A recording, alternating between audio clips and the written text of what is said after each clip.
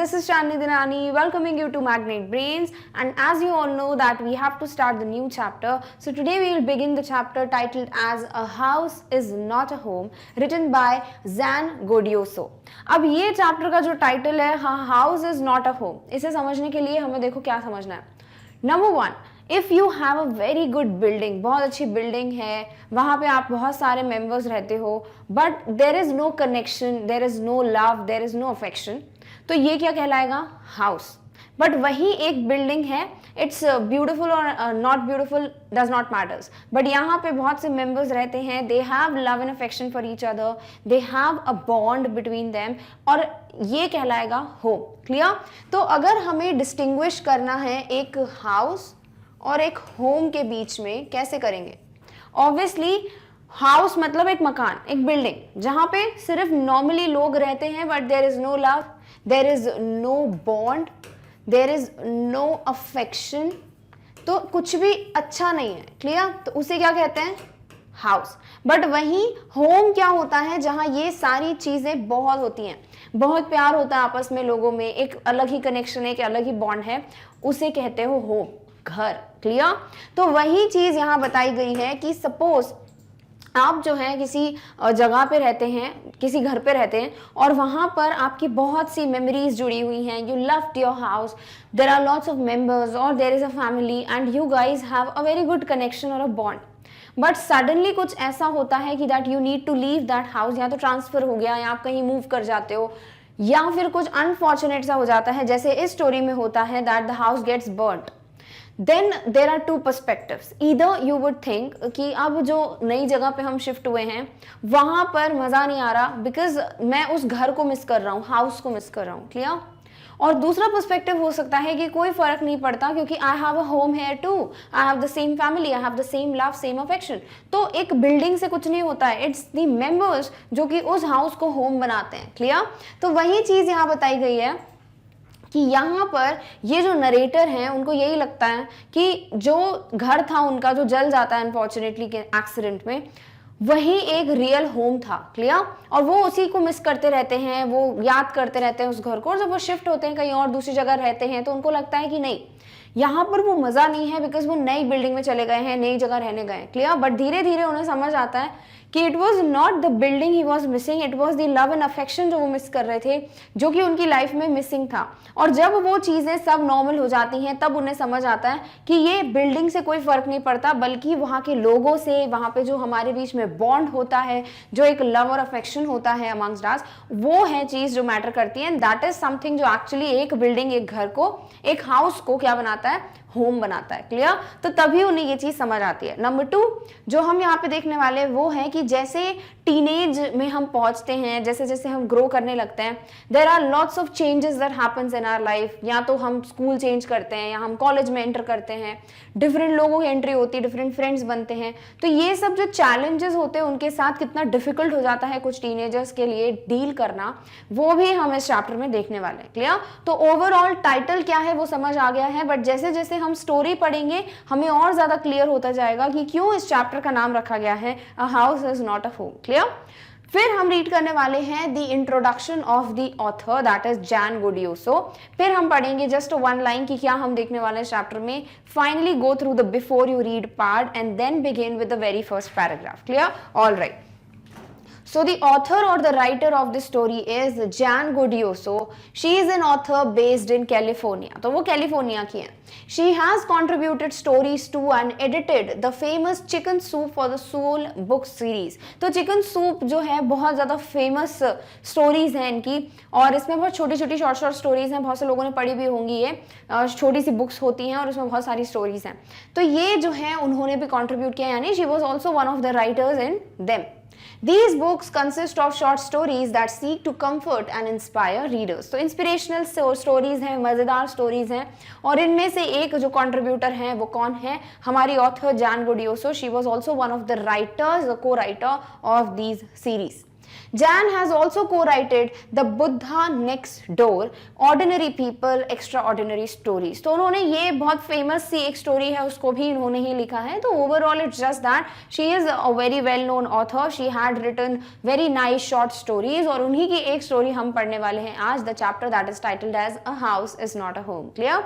So the story highlights the thin difference between a house and a home. तो अगर title पे जाएं तो एक हाउस और एक होम में बहुत पतला सा डिफरेंस होता है, छोटा सा डिफरेंस होता है. वही हम डिस्कस करने वाले हैं स्टोरी में. ऑल्सो टीनेजर्स की जो प्रॉब्लम्स जो चैलेंजेस हैं उसके बारे में भी हमारा डिस्कशन होगा. जैसे कि आपके बिफोर यू रीड पार्ट में गिवन है about the challenges that a teenager faces. So the story reflects the challenges of being a teenager and the problems of growing up. How does the author overcome his problems? तो यहाँ पर देखो story लिखी किसने है, John गोडियोसो ने, but इन्होंने जो मेन कैरेक्टर लिया है अपनी स्टोरी को बताने के लिए वो एक मेल कैरेक्टर है. ठीक है, एक बॉय है जिसके थ्रू ये अपनी स्टोरी बता रही हैं. तो यहाँ पर कैसे ये जो बॉय है, जो एक टीनेजर है, जो हाई स्कूल में अभी एंटर हुआ है, कैसे वो इन चैलेंजेस को फेस करेगा, डील करेगा, वो भी हम देखने वाले हैं. ऑल्सो हमें भी एक थिन लाइन डिफरेंस जो है वो समझ आएगा between a house and a home. Clear? Alright, so let's just begin with the very first paragraph of this story. So my first year of high school felt awkward. तो यहाँ पे जहाँ पे भी माय आए ये सब दिखता है हम क्या बोलते हैं, वो नरेटर है. ठीक है, तो यहाँ ऑथर हमसे खुद बात कर रही हैं, बट जो उन्होंने कैरेक्टर चूज किया है, the protagonist, the main character, वो एक मेल है. ठीक है, तो यहाँ पे आपको ये चीज नहीं सोचनी है कि भाई वो फीमेल है, यहाँ पे ही है क्यों लिखा है. कुछ किया है उन्होंने ऐसा कि जहां पर उन्होंने मेन कैरेक्टर को एक लड़का लिया है, एक बॉय, और फिर वो अपनी स्टोरी उसके थ्रू नरेट कर रही है. Clear? So my first year of high school felt awkward. Awkward मतलब स्ट्रेंज, अजीब सा, अनकंफर्टेबल. तो उनका क्या था, फर्स्ट ईयर था हाई स्कूल में. अब हाई स्कूल मतलब जो इसके पहले जो इनकी क्लासेस थी अराउंड 8th तक, high school is from 9th I guess. तो ये जो हायर क्लासेस होती है, जो सेकेंडरी सेक्शन होता है, अब उसमें ये एंटर कर चुके हैं. तो वो बोल रहे हैं हाई स्कूल में मेरा जो फर्स्ट ईयर था, यानी इन्होंने दूसरे स्कूल में एडमिशन लिया है, वो क्या था, स्ट्रेंज था, ऑकवर्ड था. After leaving junior high at the head of my class with all the seniority the upper grade levels could afford me, it felt strange starting over as a freshman. तो वो क्या बोल रहे हैं, after leaving junior, यानी कि जो उनका जूनियर स्कूल था, प्राइमरी सेक्शन था, वो दूसरा स्कूल था. तो जब उन्होंने वो स्कूल छोड़ा, क्लियर, और वो क्या थे अपने स्कूल में, जूनियर स्कूल में, he was the head of his class. क्या थे वो, अपनी क्लास के हेड थे. And with all the seniority the upper grade levels could afford. जितनी भी फैसिलिटीज होती हैं जो एक हेड को मिलती हैं वो सब इन्हें मिलती थी. तो सॉर्ट ऑफ इनको एक सीनियर की तरह, एक हेड की तरह ट्रीट किया जाता था. It felt strange starting over as a freshman. अब एक स्कूल में वो हेड है, सब कुछ मिल गया. फॉर एग्जांपल आप किसी ऑफिस में हो, वहाँ पे बहुत अच्छी पोजीशन पे हो, आप बहुत ज़्यादा आपको रिस्पेक्ट मिलती है, सब सर सर मैडम मैडम बोलते हैं, बट वापस आप क्या करते हो, आप एक नया ऑफिस ज्वाइन करते हो, वहाँ पे आपको ओवरऑल बिगिनिंग करनी है, वहाँ पर वैसा आपको नहीं मिला है पोजीशन. कुछ और लोग हैं जो आपके सीनियर लेवल पे हैं और आप एक जूनियर लेवल पे हो. तो एक फ्रेश स्टार्ट करना थोड़ा डिफिकल्ट हो जाता है, राइट, क्योंकि आदत हो जाती है उन फैसिलिटीज की और फिर वो ना मिले. सिमिलरली ये जो नरेटर हैं उनके साथ भी यही हुआ. जब ये एक जूनियर सेक्शन में या जब प्राइमरी स्कूल में थे तब ये हेड थे अपनी क्लास के, तो वहां पर अलग ही इनको एक सीनियर की तरह ट्रीट किया जाता था. बट ओवरऑल एक फ्रेश मैन की तरह, एक फ्रेशर की तरह एंटर करना या स्टार्ट करना अपने नए स्कूल में, वो थोड़ा क्या था, इनके लिए स्ट्रेंज था, ऑकवर्ड था. फ्रेश मैन क्या होता है, अ student who is in the first year of high school, college और यूनिवर्सिटी. तीनों में ही जो फर्स्ट ईयर होता है उसको फ्रेश मैन कहते हैं. यहाँ पर particularly this narrator is what, a freshman as in a student who is there in the first year of his high school. Clear? The school was twice as big as my old school, and to make matters worse, my closest friends were sent to a different high school. तो वो बोलते हैं ये जो school की building थी वो क्या थी, मेरे पुराने स्कूल से 2 गुना बड़ी थी, ट्वाइस एज बिग एज. ठीक है, बट चीजें और खराब हो गई. लिखा है कि मैटर को और वर्स कर दिया गया, और बुरी कर दी गई कंडीशन. कैसे, इनके जो फ्रेंड्स थे, क्लोजेस्ट फ्रेंड्स, बेस्ट फ्रेंड्स जो थे पुराने स्कूल के, उनको दूसरे हाई स्कूल में भेज दिया गया था. चलो ओवरऑल फ्रेशमैन की तरह स्टार्ट करना भी ईजी हो जाता अगर इनके पास और फ्रेंड्स होते, बट इनके जो पुराने फ्रेंड्स हैं, जो क्लोजेस्ट फ्रेंड्स हैं, उनको तो दूसरे स्कूल में भेज दिया गया था, तो इसीलिए इनके लिए थोड़ा डिफिकल्ट हो रहा था. क्लियर? तो ओवरऑल अभी तक हमें क्या पता है कि ये अपने हाई स्कूल में जा चुके हैं, फर्स्ट ईयर है, खुश नहीं है क्योंकि ओवरऑल फ्रेशमैन की तरह बिगिन करना पड़ रहा है, हेड की तरह फैसिलिटीज यहाँ पे नहीं मिलेंगी अभी, और इनके जो बेस्ट फ्रेंड्स हैं, जो क्लोजेस्ट फ्रेंड्स हैं, उनको दूसरे हाई स्कूल में भेज दिया गया, ना कि इसी स्कूल में रखा गया. Clear? All right. I felt very isolated, और क्योंकि इनके फ्रेंड्स को दूसरे स्कूल बिल्डिंग में भेज दिया गया था, दूसरा हाई स्कूल में भेज दिया गया था, तो he felt a kind of lonely, अलग लगता था, उनको अकेले फील होता था. He used to feel alone. I missed my old teachers so much that I would go back and visit them. और ये अपने पुराने टीचर्स को, पुराने स्कूल के टीचर्स को बहुत मिस करते थे, और इतने एक्सटेंट तक मिस करते थे कि ये उनसे मिलने के लिए जाया करते थे. He would miss them to such an extent that he would go and visit his old school teachers. They would encourage me to get involved in school activities so that I could meet new people. But वो teachers जो है इनको encourage करते थे, motivate करते थे कि different different activities में इन्वॉल्व करो, अपने आप को पार्टिसिपेट करो, ताकि तुम नए लोगों से मिलो, इससे तुम्हारे नए फ्रेंड्स बनेंगे, नए टीचर्स मिलेंगे, तुम्हारा एक सॉर्ट ऑफ कम्युनिकेशन जब तक नहीं होगा, तुम इन्वॉल्व नहीं होगे, पार्टिसिपेट नहीं करोगे, तो how would you meet new people. तो वो ही उनको समझाती थी, उनकी जो ओल्ड टीचर्स थी, कि you should start involving yourself in different activities. They told me that in time I would adjust and probably end up loving my new school more than I had my old one. और फिर ये teachers उनको समझाती थी कि देखना धीरे धीरे ऐसा टाइम आएगा कि तुम जो हो अपने नए वाले स्कूल में इतना जल्दी एडजस्ट हो जाओगे और इतना ज़्यादा पसंद करने लगोगे अपने न्यू स्कूल को, जितना तुम ओल्ड स्कूल को नहीं करते. यानी जितना तुम ओल्ड स्कूल से प्यार करते हो, यहाँ के टीचर से प्यार करते हो, उससे कई ज़्यादा तुम अपने न्यू स्कूल को पसंद करने लगोगे, वहाँ के टीचर्स को पसंद करने लगोगे. और ये सब चीज़ें बहुत जल्दी होंगी अगर तुम जो हो इन एक्टिविटीज़ में इन्वॉल्व हो जाओ, या फिर धीरे धीरे तुम अडेप्ट हो जाओगे. तो ये उनको समझाती थी कि अभी बिगिनिंग है, मे बी इसीलिए तुम्हें बहुत आइसोलेटेड फील होता है, अलोन फील होता है, because you don't know the people there. But not in a very big time, like in a very short duration, you would get adapted and you would also love your new school as much as you love your old school. In fact, more than that. तो वो इस तरीके से इनकी जो teachers हैं वो इनको समझाती थी. Clear? All right. They made me promise that when that happened, I would still come by and visit them from time to time. और वो टीचर्स, इनकी जो ओल्ड स्कूल की टीचर्स थी, वो उनको यही समझाती थी कि मुझे, हमें प्रॉमिस करो, इनसे बोलती थी नरेटर से कि हमें प्रॉमिस करो कि जब ये चीज़ होगी, यानी तुम एडजस्ट कर जाओगे अपने न्यू स्कूल में, तुम्हें अपना न्यू स्कूल अच्छा लगने लगेगा, तब भी तुम हमसे जो है मिलने आओगे. I understood the psychology in what they were saying, but I took some comfort in it nonetheless. तो वो बोलते हैं कि मैं समझ पा रहा था कि टीचर्स क्या सोच के, एक जो साइकोलॉजी होती है, एक जो माइंडसेट होता है, उस तरीके से वो जो ये यूज़ कर रहे थे वर्ड्स, ताकि मेरे दिमाग में ये चीज़ें बैठे कि अच्छा ठीक है, टाइम लगेगा थोड़ा, बट बहुत जल्दी मैं भी अडेप्ट हो जाऊंगा. तो वो समझ रहे थे कि उनकी टीचर्स उनको सिर्फ मोटिवेट करने के लिए, एनकरेज करने के लिए, एक माइंडसेट को चेंज करने के लिए इस तरीके की बातें बोल रही हैं. But I took some comfort in it nonetheless. Nonetheless मतलब in spite of this fact, यानी इसके बावजूद कि मैं जानता था वो साइकोलॉजी की वजह से ये सब चीज़ें बोल रहे हैं, फिर भी मैं ये वर्ड सुन के थोड़ा कंफर्टेबल फील कर लेता था. मुझे अच्छा लगता था कि चलो ठीक है, यही सोच के मैं अपनी जो ये आगे की जो जर्नी है इन द हाई स्कूल वो कंप्लीट कर लेता हूँ. One Sunday afternoon, not long after I had started high school. अब यहाँ से मेन स्टोरी बिगिन होती है, जिसपे बेस आपका चैप्टर है house is not a home. Clear? तो एक संडे के आफ्टरनून, ऑब्वियसली संडे है, वो अपने घर पे हैं और दिन का टाइम है, तो ये क्या कर रहे थे, not long after I had started high school, यानी ज्यादा टाइम नहीं हुआ इनको हाई स्कूल में, बस अभी एंटर हुए हैं, कुछ ही दिनों बाद की ये बात है. I was sitting at home at our dining room table doing homework. वो कहाँ बैठे थे, डाइनिंग एरिया में, जहाँ पे खाना वगैरह खाते हैं, जो डाइनिंग टेबल है वहां पे बैठे हुए थे ये, और अपना होमवर्क कर रहे थे. It was a cold and windy fall day and we had a fire going in our fireplace. और बहुत ज्यादा ठंड का समय था, बहुत ज्यादा विंडी डे था, ठंडी हवाएं चल रही थी. तो वार्मथ को मेंटेन करने के लिए घर में क्या करते हैं, फायर प्लेस लगाते हैं. फायर प्लेस क्या होता है, कुछ ऐसा जहाँ पे आग जल रही होती है घर में, तो एक वार्मथ होती है घर में. क्लियर? तो इस तरीके से वो फायर जो है वो बर्न हो रही थी ऑन द फायर प्लेस, ताकि एक वार्मथ मेंटेन रहे घर में, because it was too cold. Clear? All right. As usual, my red tabby cat was lying on top of all my papers, purring loudly and occasionally swatting at my pen for entertainment's sake. और फिर उनके पास क्या है, एक पेट cat है, जिसके बारे में बताते हैं कि हमेशा की तरह उनकी एक रेड टैबी कैट है. टैबी मीन्स अ ग्रे और ब्राउनिश कैट मॉटल्ड और स्ट्रीक्ड विथ डार्क स्ट्राइप्स. तो यहाँ पे रेड बोला है तो सॉर्ट ऑफ ब्राउनिश कलर की, जिसपे बहुत डार्क स्ट्राइप्स होती हैं, उसे कहते हैं टैबी कैट. तो ये बोल रहे हैं कि हमेशा की तरह मेरी ये जो रेड टैबी कैट है, ये जो है मेरे सारे पेपर्स पे बैठी हुई थी, बिकॉज ये होमवर्क कर रहे थे तो इनके बहुत सारे पेपर्स होंगे रखे हुए टेबल पे, तो उन टेबल पे ये बैठी हुई थी. प्यूरिंग loudly. अब इसका मतलब क्या होता है, make a low continuous vibratory sound expressing contentment, यानी वो बहुत ज्यादा excited थी, खुश थी, कौन, ये कैट, तो उस तरीके के साउंड प्रोड्यूस कर रही थी. And occasionally swatting at my pen for entertainment sake. swatting का मतलब होता है to hit something. तो बार बार वो उनके पेन पे जो है मार रही थी, ये जो कैट है उसको मजा आ रहा था, तो वो एंटरटेन होने के लिए क्या कर रही थी, पेपर्स पे बैठी हुई है, कुछ साउंड प्रोड्यूस कर रही थी, देन बार बार हिट कर रही थी ओकेशनली इनके पेन पे, जो कि ये यूज कर रहे थे अपने होमवर्क को कंप्लीट करने के लिए. She was never far from me.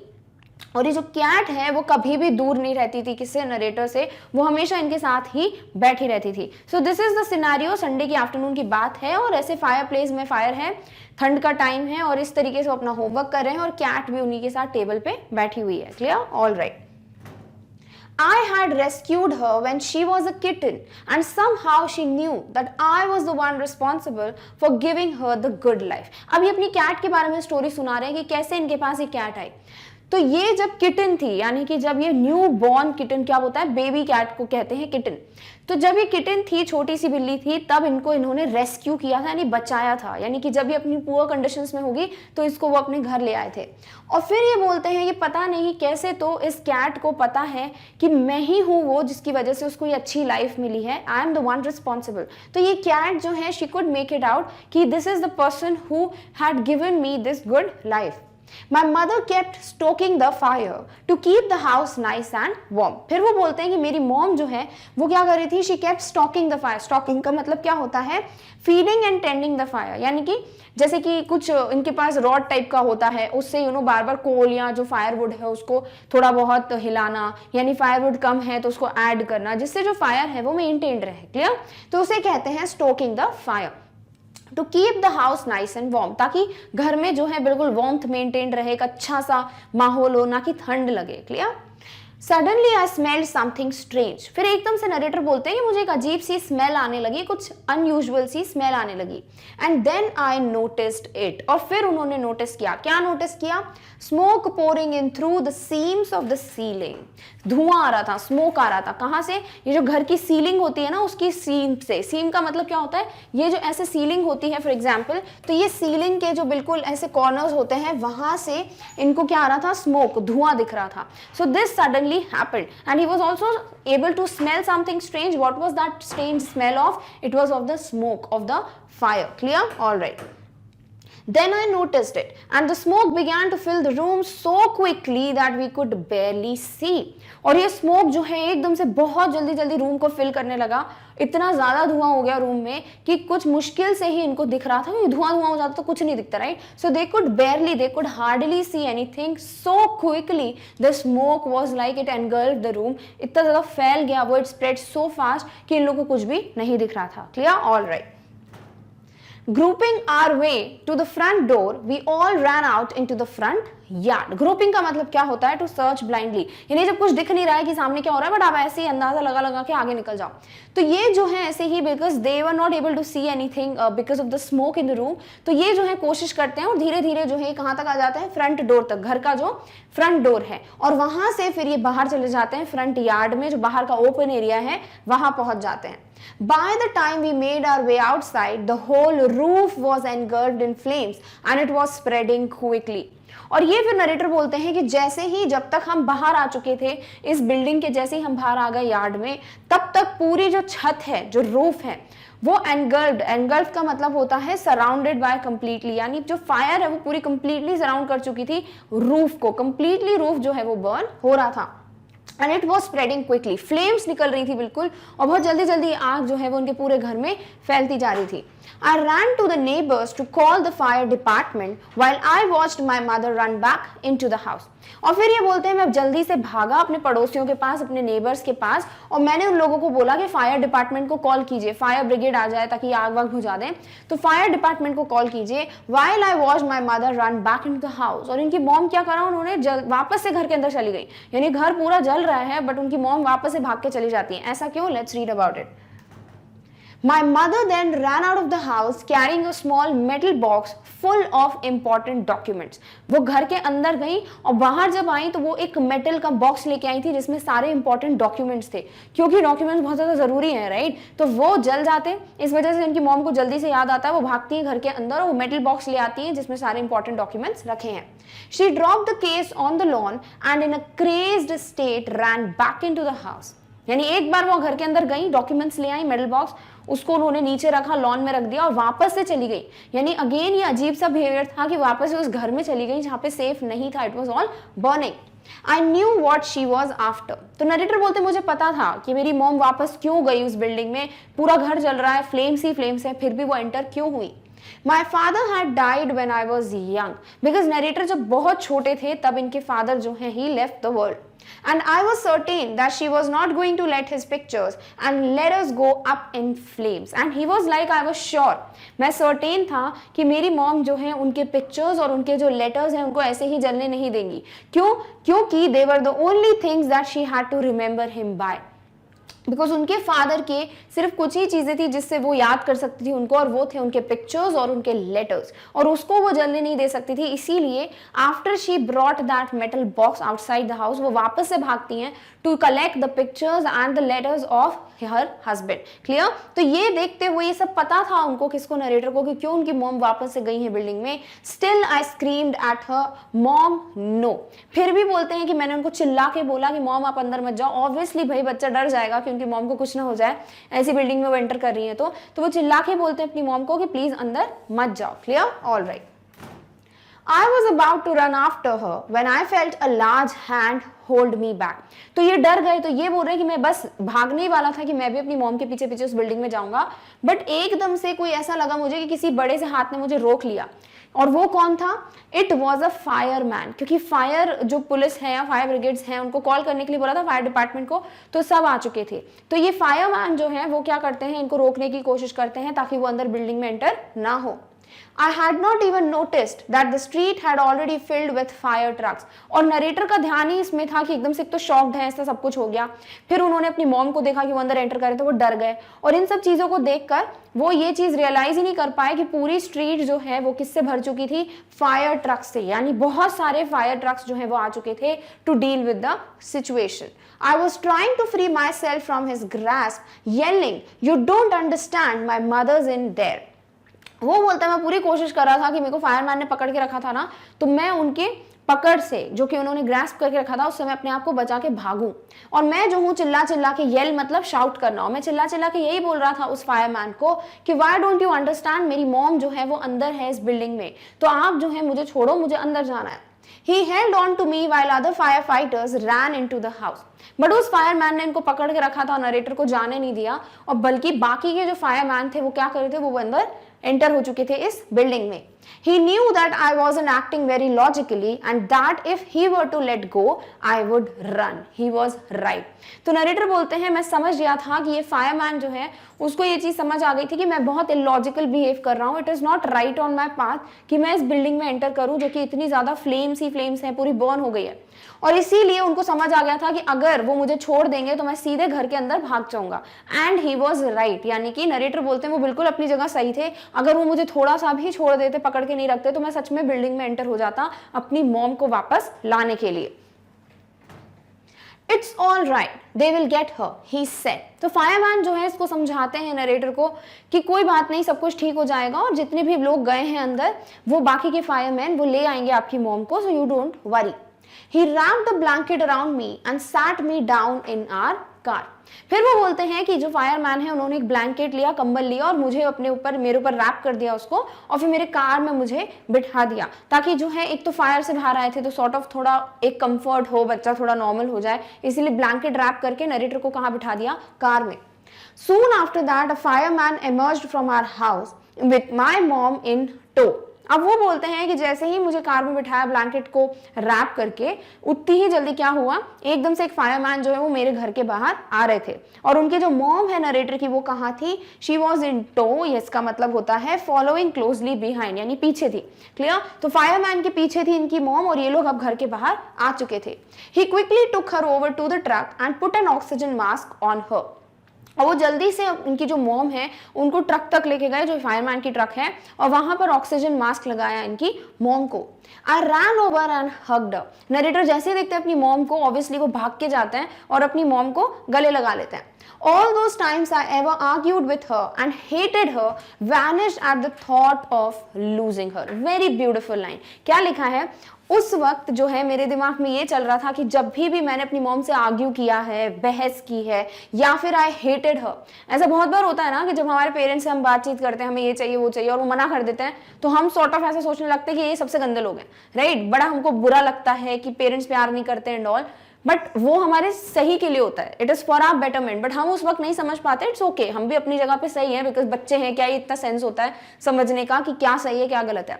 But क्योंकि पेरेंट्स को पता होता है कि आप जो कुछ भी मांग रहे हो it's not logical, it's not right to say yes, तो वो मना कर देते हैं, वो डिनाई कर देते हैं। सेम चीज जो है नरेटर के साथ हुई। वो बोलते हैं कि पूरा टाइम जब मुझे वो सारी चीजें याद आने लगी कि जब भी मैंने उनके साथ आर्ग्यू किया, जब भी मैंने उनको इस चीज के लिए कि उन्होंने मुझे कभी किसी चीज के लिए मना किया हो, तो मैं I used to hate her. तो वो सारी चीजें जो है वो वैनिश हो गई, गायब हो गई, जैसे मेरे दिमाग में आया कि मैं अपनी मॉम को लूज करने वाला हूं, my mom is going to leave मी।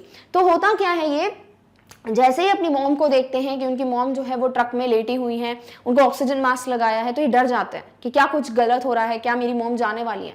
और जब ये चीजें वो सोचते हैं कि my mom is going to leave me, उस वक्त वो सारी जितने भी थॉट्स थे इनके दिमाग में वो सब हट जाते हैं। And he is like, I just want my mom. Clear? All right, it's all right, sorry, she is going to be okay, said the fireman. She just inhaled a little smoke. अब जब वो देखते हैं ना कि narrator इतने tension में है, तो वो सीधे उनको समझाते हैं, किसको, नरेटर को, कि she is going to be okay, वो ठीक हो जाएंगी। और क्या हुआ है, क्यों ऑक्सीजन मास्क लगाया है, because she just inhaled a little smoke, क्योंकि घर में बहुत ज्यादा धुआं था, और जितना आप स्मोक इनहेल करते हो ना, आपको प्रॉब्लम होती है ब्रीदिंग में, and it's dangerous for your life.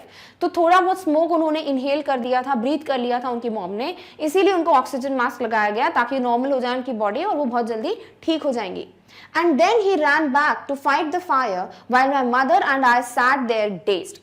और वो जो है फायरमैन जिनको समझाते हैं कि सब कुछ ठीक हो जाएगा, वो इनको समझाकर चले जाते हैं फायर के साथ डील करने के लिए। और फिर इसके बाद इनकी मॉम और जो ये नरेटर हैं वो वहां पे बैठे हुए हैं, and they are sitting dazed. इसका मतलब अनेबल टू थिंक क्लियरली और act normally due to shock. They are amazed, they are shocked कि क्या हो गया एकदम से, ठीक है। तो सोचने समझने की जो शक्ति होती है वो खत्म हो जाती है जब ऐसा कोई शॉकिंग कुछ चीज होती है।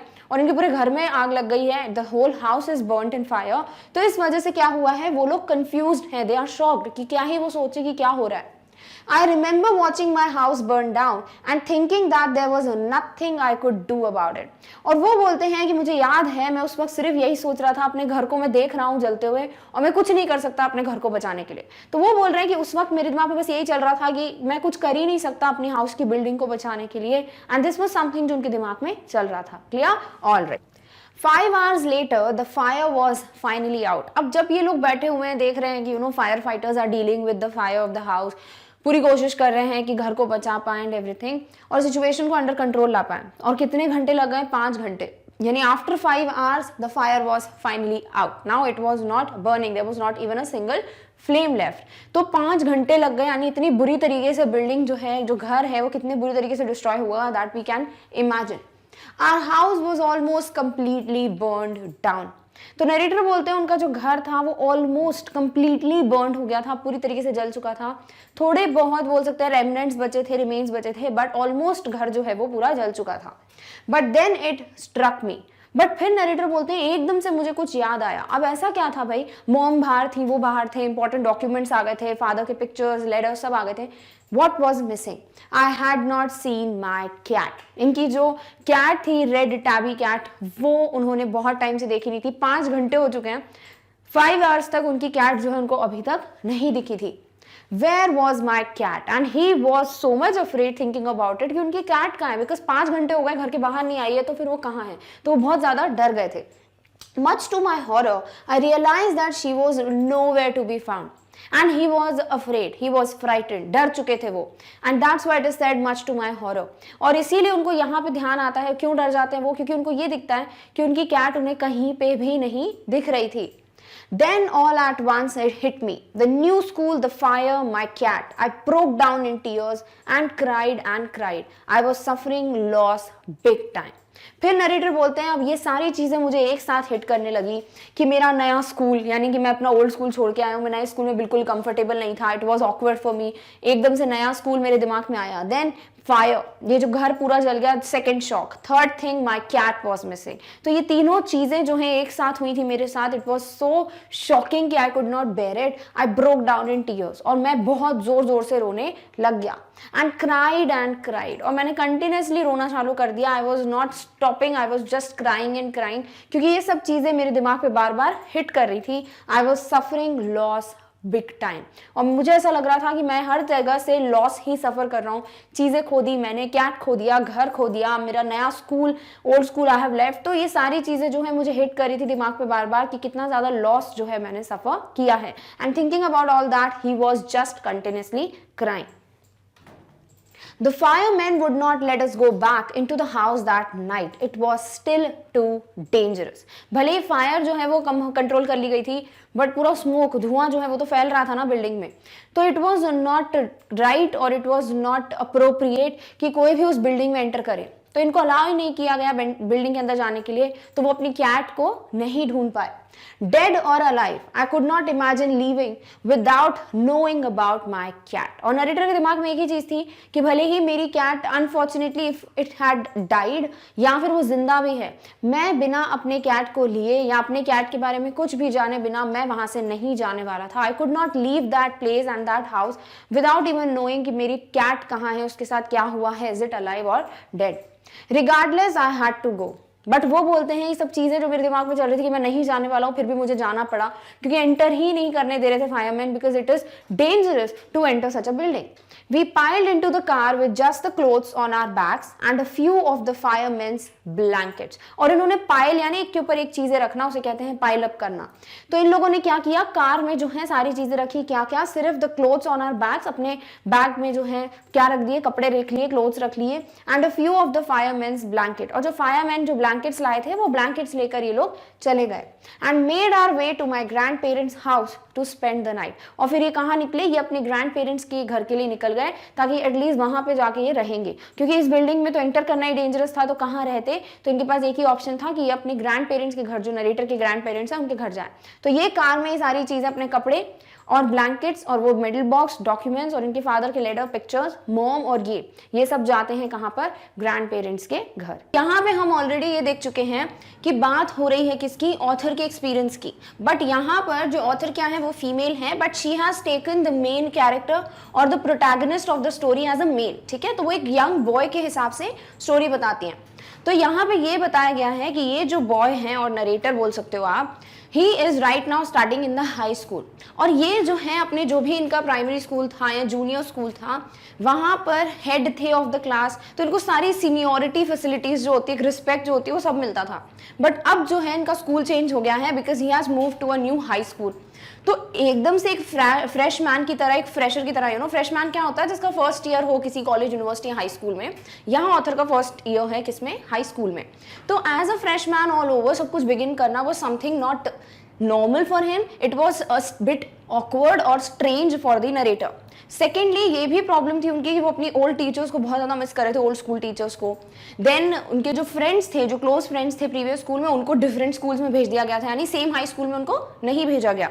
तो इससे क्या हो गया ना, ही फेल्ट लोनली, उनको अकेला अकेला फील होता था। And because he used to miss his teachers of the old school, so वो जो है बहुत ज्यादातर क्या करते थे, उनसे मिलने के लिए चले जाते थे। उनके टीचर्स उनको समझाते थे कि try to involve yourself, participate करो, तभी तो लोगों से मिलोगे, तभी तुम्हें मजा आएगा।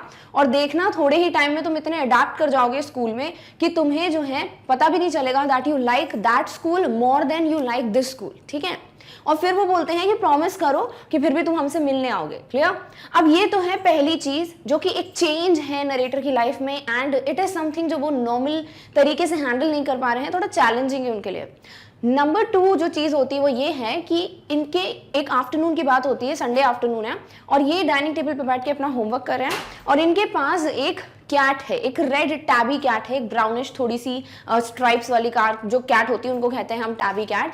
तो ये इनको, जब ये कैट एक किटन थी, यानी कि it was a baby cat, तब इनको रेस्क्यू किया गया था नरेटर के थ्रू, और वो कैट जो है वो हमेशा नरेटर के साथ रहती, कभी उनसे दूर नहीं रहती, इतना अच्छा कनेक्शन है इनके बीच में। तो सडनली क्या होता है, कुछ स्ट्रेंज सी स्मेल आती है नरेटर को, और एकदम से उनको दिखता है कि पूरे रूम में क्या है, स्मोक भर गया है, धुआं भर गया है। क्योंकि विंटर्स का टाइम था, ऑलरेडी फायर प्लेस में जो है फायरवुड वगैरह बर्न हो रहे थे, बट पता नहीं कहाँ से पूरे घर में जो है फायर लग जाती है, आग लग जाती है। और फिर बहुत जल्दी से, मतलब ब्लाइंडली ये लोग, इनकी मॉम, नरेटर और वो कैट का तो अभी कुछ नहीं कह सकते, तो मॉम और जो नरेटर हैं वो क्या करते हैं, कोशिश करते हैं फ्रंट डोर तक पहुंचने की, एंड देन फाइनली बाहर आ जाते हैं इन द यार्ड। बट इनकी मॉम जो है वो इनको बाहर छोड़कर अंदर जाती हैं, वापस आती है, एक मेटल बॉक्स लेकर आती है जिसमें सारे डॉक्यूमेंट्स हैं। तब तक नरेटर जाते हैं और अपने नेबर्स को बोलते हैं कि फायरमैन को कॉल कीजिए, फायर ब्रिगेड को कॉल कीजिए। और इनकी मॉम जो है बाहर आती है, एक मेटल बॉक्स रखकर फिर से अंदर चली जाती है, which is strange. But narrator को पता था कि वो अंदर क्यों गई हैं। उनके फादर जो है नरेटर के, वो बहुत छोटे थे जब, तभी उनके फादर की डेथ हो गई थी, और उनके मॉम के पास अपने हस्बैंड को याद करने के लिए सिर्फ 2 ही चीजें हैं, वो हैं उनके लेटर्स और उनके पिक्चर्स। तो वो लेने गई हैं, वो नहीं चाहती थी कि वो सारी चीजें फायर में डिस्ट्रॉय हो जाए। तो नरेटर को पता था कि उनकी मॉम अंदर क्यों गई है, बट देन टू वो बहुत ज्यादा नर्वस हो जाते, वरी करते हैं अपनी मॉम के लिए, ऑब्वियस सी बात है, और इसीलिए वो चिल्लाने लगते हैं और बस अंदर जाने ही वाले होते हैं कि फायर ब्रिगेड के जो लोग हैं उनमें से एक फायरमैन आते हैं और उनको होल्ड करते हैं और बोलते हैं डू नॉट वरी, और बाकी के फायरमैन अंदर जाके उनकी मॉम को लेके आते हैं, उन्हें ऑक्सीजन मास्क लगाते हैं बिकॉज उन्होंने थोड़ा स्मोक इनहेल कर लिया है। और ये देखकर जो नरेटर है वो इतना डर जाते हैं कि उनको ये लग रहा था कि वो अपनी मॉम को खो देंगे, और उस मोमेंट पे पूरी लाइफ टाइम में जो भी उन्होंने अपनी मॉम को बोला है या आर्ग्यू किया है, या अपनी मॉम को वो हेट करते थे किन्हीं चीज़ों की वजह से, जब वो मना करती होंगी कोई परमिशन देने के लिए, वो सारी चीज़ें वैनिश हो गई, ऐसा नरेटर कहते हैं, just on the thought of losing his mother. यानी 1 मिनट के लिए उनको जब लगा ना कि उनकी मॉम उनको छोड़ के चली जाएगी, तब ये सारी चीज़ें जो उनके दिमाग से चली गई।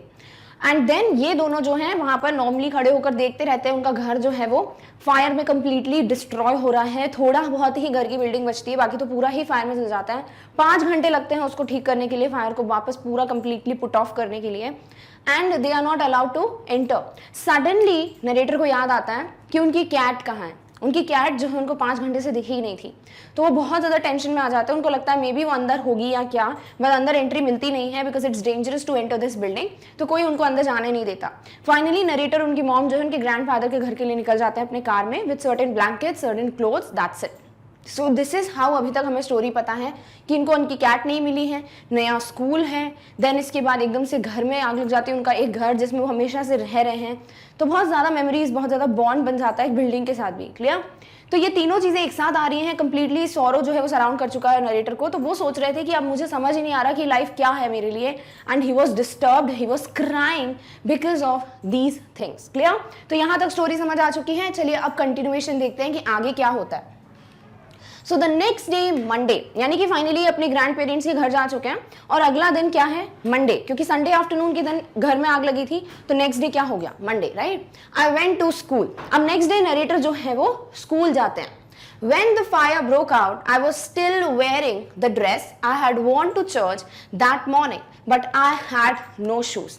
तो नरेटर बोलते हैं कि जब फायर ब्रोक आउट, यानी जब हम घर में जो है फायर लग गई थी, आग लग गई थी, that time he was still wearing the dress he had worn to the church that morning. Sunday morning को ये चर्च गए होंगे, और चर्च में जो कपड़े ये पहन के जाते हैं वही कपड़े इन्हें पहने हुए थे। ऑब्वियसली जब घर में आग लगी थी तो कपड़े चेंज करके तो बाहर आएंगे नहीं, राइट? तो उन्होंने वही ड्रेस पहनी हुई है, और वही ड्रेस पहन के वो नेक्स्ट डे स्कूल जाते हैं, बिकॉज उनके पास और कोई कपड़े थे ही नहीं।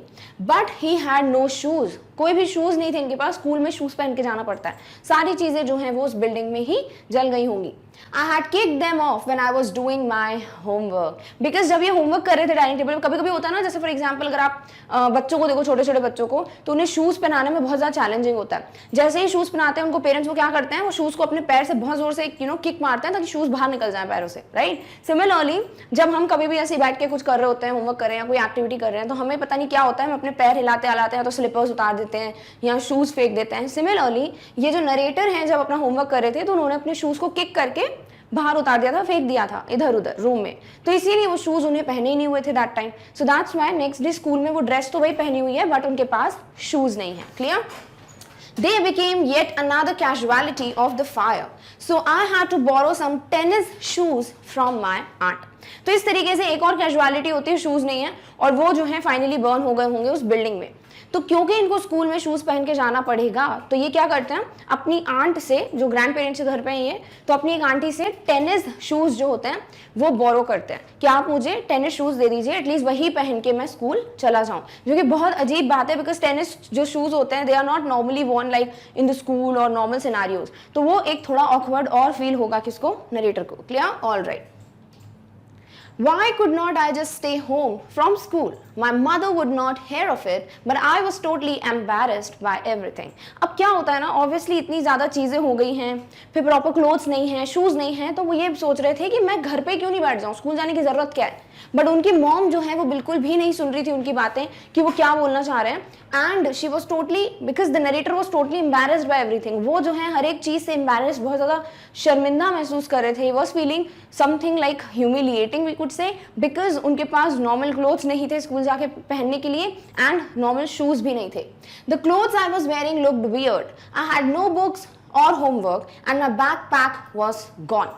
अब क्या होता है, ये क्लोथ्स जो हैं वो उन्होंने पहने हुए थे वो वियर्ड थे, बिकॉज वो चर्च पहन के गए थे और वो क्लोथ्स वो वहाँ पहन के गए कहाँ, स्कूल में। इनके पास कोई बुक्स नहीं थी, ऑब्वियसली उस वक्त वो बुक्स वगैरह लेकर आए नहीं घर के बाहर, और होमवर्क ना ही उनने जो होमवर्क कर रहे थे वो उनके पास था, एंड ऑल्सो उनका बैकपैक जो है इट वॉज गॉन। बैकपैक क्या होता है, जो पीछे हम बैग लेके नहीं स्कूल जाते हैं उसे कहते हैं बैकपैक, तो वो भी अब घर में रहा होगा, and it would be burned obviously, तो इसीलिए उनके पास अब ये सारी चीजें नहीं थी। I had my life in that backpack, the more I tried to fit in the worse it got. और वो बोलते हैं मेरी पूरी लाइफ उसमें थी, यानी जितनी भी चीज़ें हैं उनकी, जो कि पूरा नॉर्मल लाइफ था इनका, जो नॉर्मल इनका रूटीन होता होगा, उन सब से मिली हुई चीज़ें जो हैं वो कहाँ पे हैं, इनके बैकपैक में। सो इट वाज लाइक कि उनकी पूरी लाइफ थी उस बैकपैक में, बेसिक नेसेसिटीज थी उसमें, and the more I tried to fit in the worse it got. और जितना ज़्यादा ये कोशिश कर रहे थे फिट करने की, उतना ही ज़्यादा खराब होती जा रही थी चीज़ें। Clear? All right.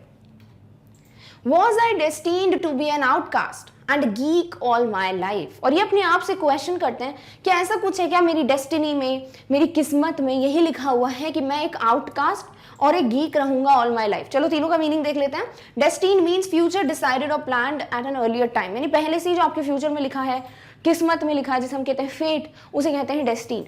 Then outcast मतलब a person rejected by society. Outcast यानी कि जो नॉर्मल ग्रुप है उससे बाहर हटके, क्लियर, जो कि नॉर्मल नहीं है जैसे कि बाकी के लोग हैं, उसे कहेंगे आउटकास्ट। और गीक का मतलब होता है अनफैशनेबल और सोशली क्लमजी पर्सन, यानी कि बहुत ज़्यादा क्लमजी, बहुत जैसे कपड़े जितने पहने चाहिए वैसे नहीं पहने हुए, शूज़ टेनिस के पहने, तो सब अजीब अजीब चीज़ें। तो उनको ये लग रहा था क्या पूरी लाइफ टाइम में ये ही लिखा है क्या मेरी किस्मत में, was I destined to be always clumsy and outcast in my life. That's what it felt like, because वो ये क्वेश्चन इसी से कर रहे थे, बिकॉज ऐसा ही लग रहा था उनको कि सारी चीज़ें जो हैं वो बहुत उल्टी फुल्टी हो रही हैं, और यही शायद उनकी डेस्टिनी है।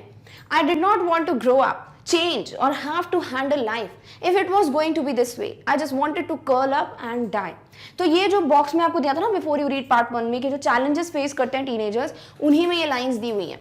क्या दिया हुआ है यहाँ पे कि वो बोलते हैं जो नरेटर है कि मुझे ग्रो ही नहीं करना, I don't want to grow up, मुझे बढ़ा ही नहीं होना, या फिर मुझे चेंज ही नहीं करना है अपनी लाइफ में, जैसे कि चेंजेस आते हैं टीनेजर्स की लाइफ में, और हैव टू हैंडल लाइफ, और ना ही मैं लाइफ को हैंडल करना चाहता हूँ। क्यों?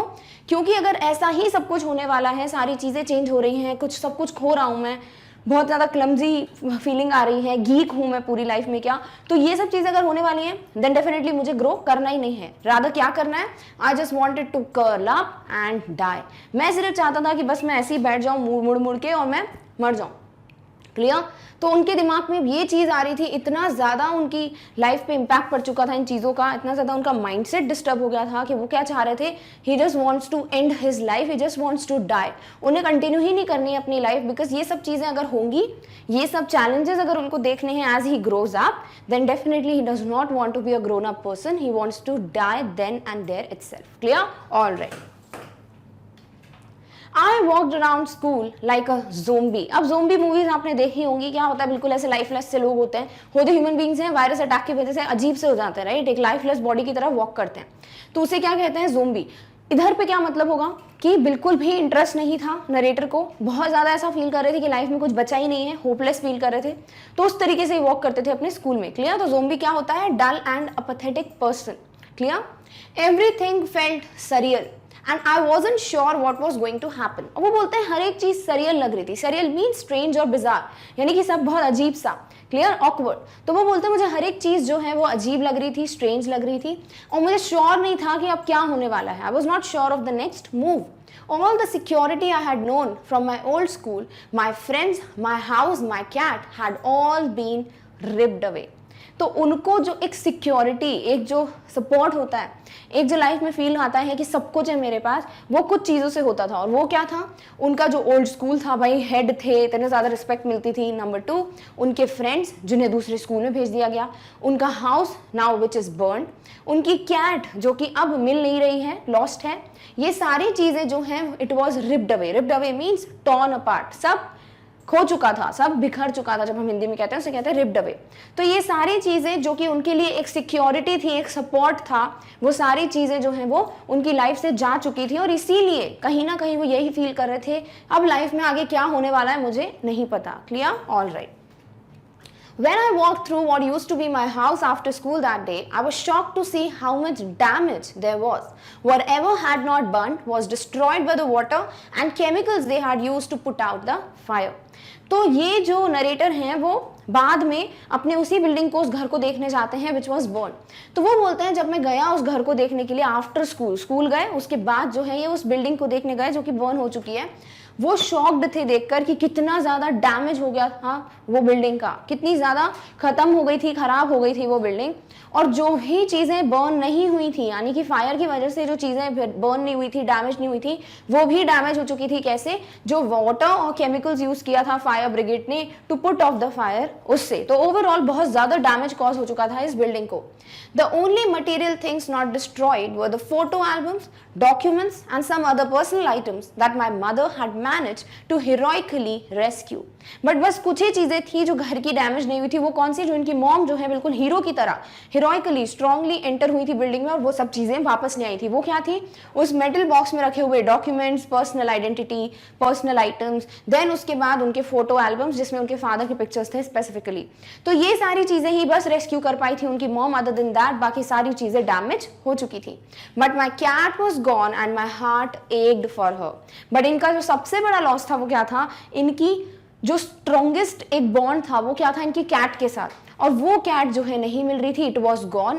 डेफिनेटली इनके दिमाग में यही आ रहा होगा कि cat would also be burned in the house, right. और इसीलिए उनका जो हार्ट हेड एक्ड, एक यानी पेन होना, तो उनके दिल में बहुत दर्द होता था, यानी कि बहुत ज़्यादा पेनफुल फील होता था उनको जब भी वो अपनी कैट के बारे में सोचते थे. Done? All right. There was no time to grieve. My mother rushed me out of the house. और वो बोलते हैं कि कोई टाइम ही नहीं था मेरे पास सैड फील करने का, और मेरी मॉम जो है वो मेरे को फटाफट घर के बाहर ले आई थी.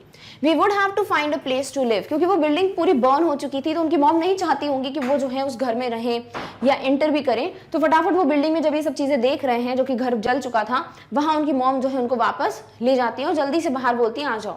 और उनको जो है अब कोई दूसरी जगह ढूंढनी पड़ेगी ऑब्वियसली, क्योंकि वो बिल्डिंग तो अब रहने लायक रही नहीं है. तो उनको कोई दूसरी प्लेस ढूंढनी पड़ेगी. और and would have to go buy some clothes for school, and obviously he had to go to school daily. तो इसीलिए उनको स्कूल में पहनने के लिए कुछ कपड़े तो चाहिए. So they need to find a place and they also need to buy some clothes. We had to borrow money from my grandparents because there were no credit cards, cash or even any identification to be able to withdraw money from the bank. अब क्या होता है ना, इनके पास पैसे नहीं थे या फिर कोई सोर्स भी नहीं था पैसे निकालने का बैंक से, क्योंकि ना इनके पास क्रेडिट कार्ड से सब चीज़ें रह गई घर में. सेकेंडली कैश भी नहीं था, ना ही इनके पास कोई ऐसा आइडेंटिफिकेशन था जिससे ये प्रूफ कर पाए कि भाई हमारा अकाउंट है. अब जाके बैंक में ये बोलोगे कि मेरे को निकाल के दे दो पैसे, तो ऐसे दे देंगे क्या? नहीं. You need to have something, right, जो कि आपका आइडेंटिफिकेशन है, जहाँ पे आप प्रूफ कर सकते हो बैंक में कि मेरे नाम पे अकाउंट है, I want the money. But कोई भी चीज़ नहीं थी, इसीलिए वो पैसे किससे बोरो करने पड़ते हैं? उधार लेने पड़ते हैं इनको अपने ग्रैंड पेरेंट्स से. Now everything had gone up in smoke. सारी चीज़ें जो हैं वो धुएं के साथ जा चुकी थी, यानी everything was burnt completely and vanished with the smoke that was produced in the building. तो ये सारी चीज़ें जो हैं सब कुछ डैमेज हो चुकी थी, डिस्ट्रॉय हो चुकी थी, कुछ भी नहीं बचा था जिसके थ्रू ये पैसों का इंतजाम कर पाते या फिर सारी चीज़ें खरीदने के लिए जो पैसे थे वो ला पाते. इसीलिए इनको बोरो करना पड़ता है अपने ग्रैंड पेरेंट्स से कुछ पैसे, सो दैट वो एक कोई प्लेस ढूंढ पाए, वहाँ जाके रह पाए, एंड नंबर 2 वो कुछ कपड़े खरीद पाए स्कूल पहन के जाने के लिए. Done? All right. That week, the rubble that used to be our house was being cleared off the lot. और उस वीक, उस हफ्ते जो रूबल है, rouble means the pieces of broken brick stone specially from a damaged building, यानी कि पूरी building जब डैमेज हो जाती है, जो थोड़े बहुत रेमिनेंट्स रिमेन्स बचते हैं, जैसे ब्रिक्स हो गई, देन उसके बाद स्टोन्स हो गए जो कि बर्न नहीं हुए, राइट। तो ये सब चीजें जो थी वो सब कुछ क्लियर कर दी गई, साफ कर दी गई उस week. And even though we had rented an apartment nearby, I would go over to watch them clear away debris. और वो बोलते हैं जो हमने घर लिया था, जो अपार्टमेंट लिया था रेंट पे, वो उनकी बिल्डिंग के पास में ही था। तो ये जो है नरेटर, वो जाके जरूर देखते थे अपने घर की बिल्डिंग को, जहां पर ये लोग जो है डेब्रिस यानी कि जो भी कचरा है उसको साफ कर रहे हैं। Hoping that my cat was somewhere to be found। और क्यों जाते थे वो उस बिल्डिंग में? ऑब्वियसली अपनी कैट को ढूंढने के लिए, क्या पता उनकी कैट जो है वो उनको मिल जाए।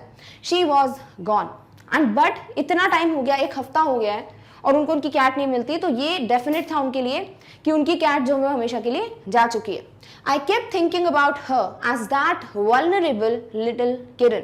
और वो सिर्फ अपनी बिल्ली के बारे में, कैट के बारे में, छोटी सी जो कैट है उसके बारे में सोचते रहते थे।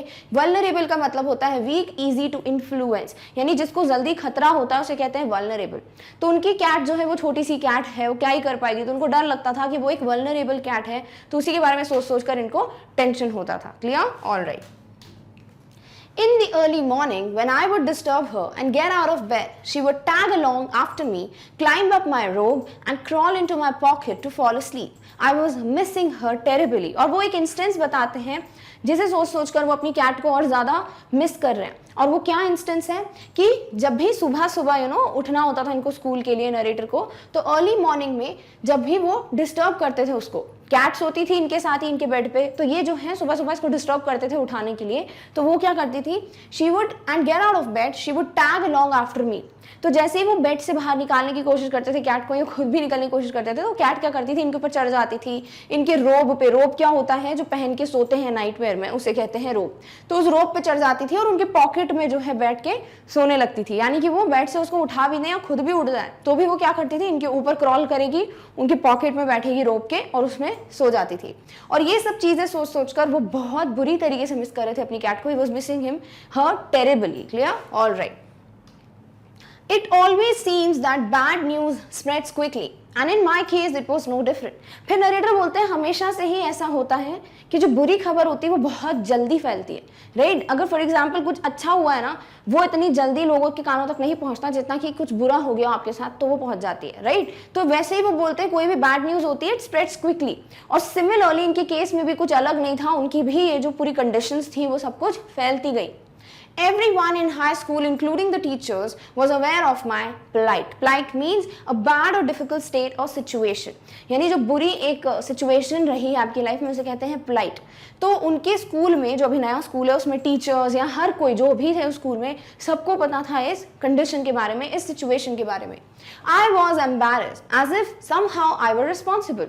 और उनको ये चीज़ें जो है बहुत बुरी लग रही थी, was feeling like shameful। उनको बहुत बुरा लग रहा था, शर्म आ रही थी ये सब चीज़ें जानकर के सबको पता है, एज इफ जैसे वो रिस्पॉन्सिबल थे इन सब चीज़ों के लिए। मतलब वो डील ही नहीं कर पा रहे थे अपनी लाइफ के चैलेंजेस के साथ, हर चीज़ में उनको यही लग रहा था कि वो क्या है, उनकी वजह से है। What a way to start off at a new school। This was not the kind of attention I was looking for। And because everybody was giving this attention to the narrator based on the fact कि वो इतनी बुरी situation के साथ deal करके आए, उनका घर बर्न हो गया and so many things he has lost in his life। तो ये जो अटेंशन उनको मिल रहा था ना, जैसे हम कहते हैं सॉर्ट ऑफ एक सिंपैथी वाला जो अटेंशन मिल रहा था, वो उनको नहीं चाहिए था। उन्हें कैसा अटेंशन चाहिए था, जैसे प्रीवियस स्कूल में उनको रिस्पेक्ट मिलती थी as head of the class, वैसे टाइप का इनको अटेंशन चाहिए था। तो वो यही सोच रही थी कि किस तरीके का स्टार्ट है मेरे हाई स्कूल में, क्योंकि अभी अभी उनकी एंट्री हुई है, अभी फर्स्ट ईयर है उनका, तो वो ये चीज़ें सोच रहे हैं कि कैसा स्टार्ट हुआ है स्कूल में मेरा, और ये अटेंशन मुझे नहीं चाहिए था, मैं कुछ और टाइप का अटेंशन जो है वो एक्सपेक्ट कर रहा था। The next day at school, people were acting even more strange than usual। और नॉर्मली बहुत अजीब तरीके से बिहेव करते थे लोग इनके साथ कि नया बच्चा है हाई स्कूल में and everything. But next day जो है, जब लोगों को पता चल गया कि ये कंडीशन हुई है, ये सिचुएशन हुई है ऑथर के या नरेटर की लाइफ में, तो वो और ज़्यादा स्ट्रेंज जो है उनके साथ बिहेव करने लगे। I was getting ready for gym class at my locker। और इनके स्कूल में ही अपनी जिम क्लास के लिए, एक्सरसाइज क्लास के लिए रेडी हो रहे थे। तो क्या होता है ना, कुछ स्कूल्स में लॉकर्स होते हैं, हर एक लॉकर आपको दिया जाता है जिसमें सारे आप इक्विपमेंट्स, बुक्स वगैरह, अपनी जितनी भी जो भी आपको लगती हैं चीज़ें, स्पोर्ट्स आइटम्स, वो सब रख सकते हो उसमें। तो ये अपने लॉकर के पास खड़े होकर अपने जिम जाने के लिए, जिम क्लास अटेंड करने करने के लिए रेडी हो रहे थे. People were miling around me, asking me to hurry up. Miling means moving in an aimless manner. And everybody, the students, they were just coming and standing in an aimless way. यानी बहुत ऐसी walk करके जा रहे थे, normally आते जा रहे थे, कहाँ पर, जहाँ पर नरेटर खड़े हैं, और उनको यही बोल रहे थे कि हरी अप, जल्दी रेडी हो. तो ये बहुत अजीब था उनके लिए, क्योंकि उनको क्या करना बाकी लोगों को, और वो क्यों इतना इंटरेस्ट ले रहे थे कि इनको जल्दी रेडी हो जाना चाहिए, everything. I thought it strange, but in the light of the past few weeks nothing would surprise me. तो ये चीज़ें स्ट्रेंज थी उनके लिए, ऑकवर्ड थी, बट वो बोलते हैं जो पास्ट वीक्स में मेरे साथ चीज़ें हुई हैं तो मुझे अब ये चीज़ें सरप्राइजिंग लगती नहीं है, क्योंकि इतने शॉक मिल चुके हैं ना उनको उनकी लाइफ में. एकदम से नए स्कूल में एंटर होना, उनके हाउस का जल जाना, देन उनकी कैट जो है वो घूम गई है. तो ये तीनों चीज़ें इतनी बड़ी थी उनकी लाइफ में कि इतना कुछ हो रहा था पास्ट वीक से कि अब ये चीज़ें जो हैं जो स्ट्रेंज थी फिर भी सरप्राइजिंग नहीं थी उनके लिए. उनको ऐसा नहीं लगा कि अरे बाप रे ये क्यों हो रहा है, बिकॉज अब उनके लिए कोई भी चीज़ जो है वो इतनी ज़्यादा सरप्राइजिंग या शॉकिंग नहीं होगी जितनी कि ये सब चीज़ें हो चुकी हैं. Clear? All right. It almost seemed that they were trying to shove me into the gym. Shove का मतलब होता है जोर से धक्का देना कि चलो. क्लियर? तो पुश हार्ड होता है, शोव कमी नहीं. तो ऐसा लग रहा था ऑलमोस्ट कि वो लोग जो है इनको धक्का ही दे रहे हैं कि भाई जल्दी चलो जिम में. And it was looking like, ऐसा कर नहीं रहे थे बट ऐसा लग रहा था कि फोर्स कर रहे हैं कि जल्दी चलो जिम के अंदर. Then I saw why. और फिर इनको समझ आया कि लोग ऐसा क्यों कर रहे थे, वो स्टूडेंट्स ऐसा क्यों कर रहे थे. There was a big table set up with all kinds of stuff on it just for me. और ये कुछ स्ट्रेंज नहीं था बल्कि कुछ अच्छा करने वाले थे वहाँ के स्टूडेंट्स. और वो क्या कर रहे थे, उन्होंने एक टेबल अरेंज की और उसमें जो भी चीज़ें नरेटर को यूजफुल थी उनके लिए, बिकॉज उन्होंने सब कुछ खो दिया ना, उस बिल्डिंग में सब कुछ जल गया, तो उनको जो भी चीज़ें चाहिए थी बेसिक नेसेसिटीज, वो सारी चीज़ें उस टेबल पे रखी हुई थी सिर्फ और सिर्फ नरेटर के लिए. They had taken up a collection and bought me school supplies, notebooks, all kinds of different clothes, jeans, tops, sweat suits. It was like Christmas. I was overcome by emotion. और ये सब बच्चों ने क्या किया था, उन्होंने कॉन्ट्रीब्यूट किया, कॉन्ट्री किया, यानी सबने कलेक्ट किए पैसे और फिर उनसे जो भी चीज़ें होती हैं बेसिक वो सब नरेटर के लिए खरीदी. जैसे कि स्कूल की जितनी भी सप्लाईज हैं, वो स्कूल शूज़ हो, यूनिफॉर्म हो, जो भी बाकी चीज़ें इनको लगती होंगी. देन नोटबुक्स, जो भी बुक्स वगैरह चाहिए अकेडमिक्स के लिए. Then all kinds of different clothes, जितने भी डिफरेंट टाइप के क्लोथ्स चाहिए होते हैं उनको, फॉर एग्जाम्पल जीन्स हो गए, टॉप्स हो गए, स्वेट सूट्स हो गए, ये सारी चीज़ें जो हैं वो उन्होंने टेबल पर ला के रखी थी. They bought everything for narrator. और ऐसा लग रहा था इनको जैसे क्रिसमस चल रहा हो. क्रिसमस क्या होता है, उस टाइम सबको गिफ्ट्स मिलते हैं, राइट? तो ऐसे फेस्टिवल टाइम हो, जैसे इस तरीके की फीलिंग आ रही थी नरेटर को.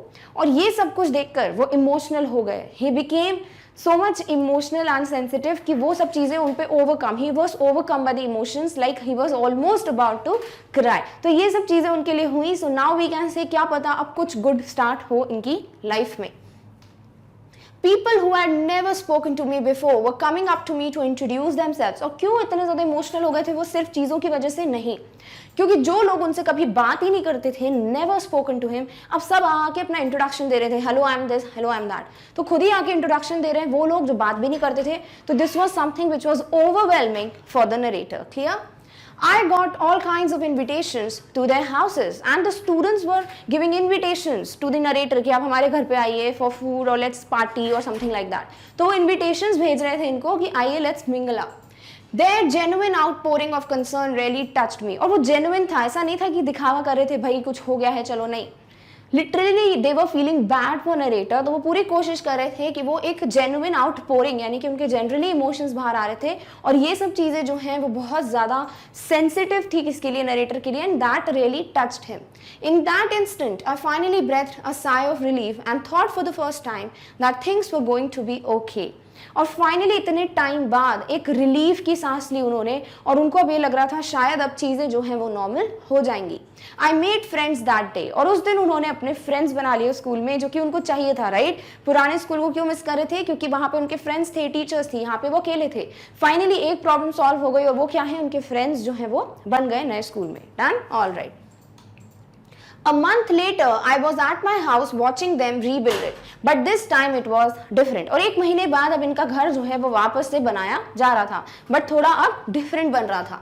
I was not alone. और डिफरेंट क्या था, बिल्डिंग नहीं, डिफरेंट ये था कि पहले ये सिर्फ अकेले बैठ के अपना घर देखते थे, अब इनके पास फ्रेंड्स थे, अपने फ्रेंड्स के साथ बैठ के अपनी बिल्डिंग को ये बनते हुए देख रहे हैं. I was with 2 of my new friends from school. कितने फ्रेंड्स के साथ थे ये? 2 फ्रेंड्स के साथ. It took a fire for me to stop focusing on my feelings of insecurity sincerity and open up to all the wonderful people around me. और वो बोलते हैं बहुत ज़्यादा मुझे तकलीफ हुई या फिर मुझे बहुत ज़्यादा एफर्ट्स डालने पड़े ताकि मैं इन लोगों से मिलूं, अपनी ये जो फीलिंग है मेरी इनसिक्योरिटी की, सब कुछ एंड हो रहा है, उसको कंट्रोल करके इन लोगों से मिलने की कोशिश करूं. Now I was sitting there watching my house being rebuilt when I realize my life was doing the same thing.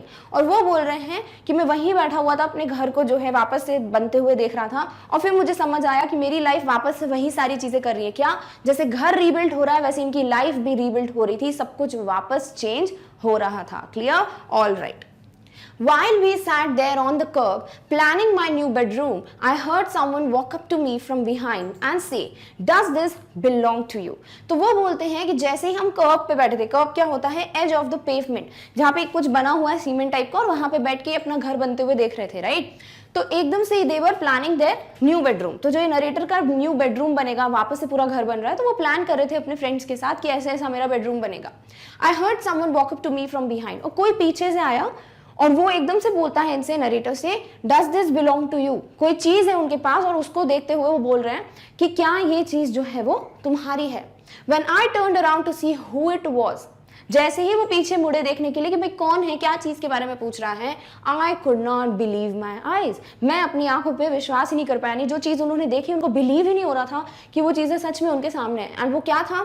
A woman was standing there holding my cat. क्योंकि वहां पे एक लेडी खड़ी थी, एक वुमन खड़ी थी, जिनके हाथ में क्या था? नरेटर की कैट थी जो कि मिसिंग थी. Clear? I left up and grabbed her out of the woman's arms. और वो एकदम से उठे और जल्दी से जाके उन्होंने अपनी कैट जो है उसको ले लिया. And he grabbed his cat. तो वो इतने ज्यादा खुश हो गए, he was so much emotional at that point of time, कि फाइनली उनकी कैट भी उनको मिल गई. वो बिल्कुल नॉर्मल सही सलामत थी और वो अपनी कैट को फिर अपने आर्म्स में ले लेते. I held her close to me and cried into that beautiful orange fur. और क्योंकि ये रेड टैबी सी ऑरेंजिश ब्राउनिश टाइप की कैट है, तो वो बोलते हैं कि मैंने अपनी कैट को लिया और उसके फर में मैं हेड रखकर बहुत जोर जोर से रोने लगा. शी पर्ड हैप्पीली, एंड वो भी एक कंटेंटमेंट का, एक हैप्पीनेस का साउंड प्रोड्यूस करने लगी. My friends were hugging me, hugging the cat and jumping around. और इनके फ्रेंड्स जो है वो नरेटर को गले लगा रहे थे, कैट को गले लगा रहे थे, और सब जंप कर रहे थे because everybody was very happy. Apparently, my cat had been so freaked by the fire that she ran over a mile away. हुआ क्या था? कैट क्यों नहीं मिल रही थी? क्योंकि जैसे ही घर में फायर हो गई या आग लग गई थी ना, तो कैट बीइंग एन एनिमल बहुत जल्दी फ्रीक आउट हो गई थी, यानी कि पैनिक करी थी, behave strongly due to shock. और वो चीज इतनी शॉकिंग थी कैट के लिए कि उसने क्या किया? वो बाहर भाग गई थी घर के, ओवर अ माइल अवे, यानी 1 माइल की दूरी तक वो बाहर भाग गई थी. इट वॉज नॉट लाइक कि वो बर्न हो गई थी बिल्डिंग में, बल्कि उसने अपने आप को सेव करने के लिए घर के बाहर भाग जाना ही सही समझा था. Her collar had our phone number on it, but our phones had been destroyed and disconnected. और इन लोगों ने क्या किया था ना, कैट के कॉलर में फोन नंबर लगा दिया था अपना, कि गलती से कभी ये कैट घूम जाती है तो वो फोन नंबर पर एटलीस्ट कोई कांटेक्ट कर लेगा. बट इस पूरे घर में जो भी फोन कनेक्शंस थे या फोन लाइंस थी वो सब डिस्ट्रॉय हो चुकी थी, डिस्कनेक्ट हो चुकी थी. तो वो नंबर पे कॉल कर कांटेक्ट करना क्या था? पॉसिबल ही नहीं था. So this wonderful woman took her in and worked hard to find out whose cat it was. And this woman, she was such a nice lady, जैसे हर किसी को होना चाहिए. उन्होंने इस कैट के नंबर पे कॉल करने के बाद ये नहीं सोचा कि जाने दो किसकी भी कैट होगी, बल्कि वो उस कैट को अपने साथ लेके गई और पूरी कोशिश की, पूरा हार्डवर्क किया टू फाइंड आउट कि ये कैट का ओनर कौन है. Somehow she knew this cat was loved and sorely missed. और किसी भी तरीके से, पता नहीं इस वुमन को कैसे पता चला, but she was able to sense कि ये कैट जो है इसको कोई बहुत ज्यादा प्यार करता है. and she was being sorely, that is very much, seriously, terribly being missed. तो वो ये चीज जो है वो सेंस कर पा रही थी, and that's why उन्होंने कभी गिव अप नहीं किया. she tried her best so that वो इस कैट के ओनर को ढूंढ पाए. Clear? All right. As I sat there with my friends and my cat curled up in my lap, all the overwhelming feelings of loss and tragedy seemed to diminish. और फिर narrator बोलते हैं, जैसे ही मैं अपने दोस्तों के साथ बैठा हुआ था, घर के बाहर बैठा हूँ, और मेरी जो कैट है वो मेरे लैप पे, मेरे पैरों पे बिल्कुल कर्ल करके बैठ गई थी. ऑल द ओवरवेलमिंग फीलिंग्स, जितनी भी ओवर इमोशनल, ओवर सेंसिटिव चीज़ें थी, वो जो भी लॉस रहा, जो भी शॉकिंग एक्सपीरियंसेस रहे, ट्रेजेडीज रही, डिफिकल्ट सिचुएशंस रही, सारी चीज़ें जो है वो डिमिनिश हो गई, गायब हो गई, कम हो गई. क्लियर? तो क्योंकि उनको क्या था, कौन सी 3 चीजें थी जिसकी वजह से उनको अपनी लाइफ में वापस कंटिन्यू नहीं करना था, जीना ही नहीं था? वो क्या था? नंबर 1, नए स्कूल में जाना, क्योंकि फ्रेंड्स नहीं थे, अकेले फील करते थे. फ्रेंड्स भी हैं. नंबर 2, उनका जो घर है इट वॉज बर्न बट अब दैट इज बीइंग रीबिल्ड, तो सब कुछ वापस वैसे ही हो जाएगा। नंबर 3, उनकी कैट जो है वो खो गई थी और वो कैट भी वापस आ चुकी है, तो सारी चीज़ें जो है वैसी वैसी हो गई जैसी कि थी। तो इसीलिए अब ये चीज़ें जो हैं, जो लॉस, जो ट्रेजेडी थी जो वो फील कर रहे थे, अब everything was diminishing. I felt gratitude for my life, my new friends, the kindness of a stranger and the loud पर ऑफ माई बिलोवेड कैट। तो वो बोलते हैं मैं थैंकफुल फील कर रहा था अपनी लाइफ के लिए, आई वॉज फीलिंग ग्रेटफुल कि मेरी लाइफ में सारी चीज़ें हैं, मेरी लाइफ के लिए आई वॉज थैंकफुल, मैं अपने न्यू फ्रेंड्स के लिए बहुत ज़्यादा थैंकफुल फील कर रहा था। I was feeling thankful for the kindness of a strange person. Strange person है, जानती भी नहीं है नरेटर कौन है, वो कैट को भी नहीं जानती, बट फिर भी उन्होंने इतनी हेल्प की, शी वॉज बीइंग काइंड, तो उस चीज़ के लिए he was being thankful. And also जो उनकी कैट बार बार ये जो साउंड प्रोड्यूस कर रही थी, शी वॉज परिंग, वो सारी चीज़ों के लिए he was grateful and thankful. My cat was back and so was आई।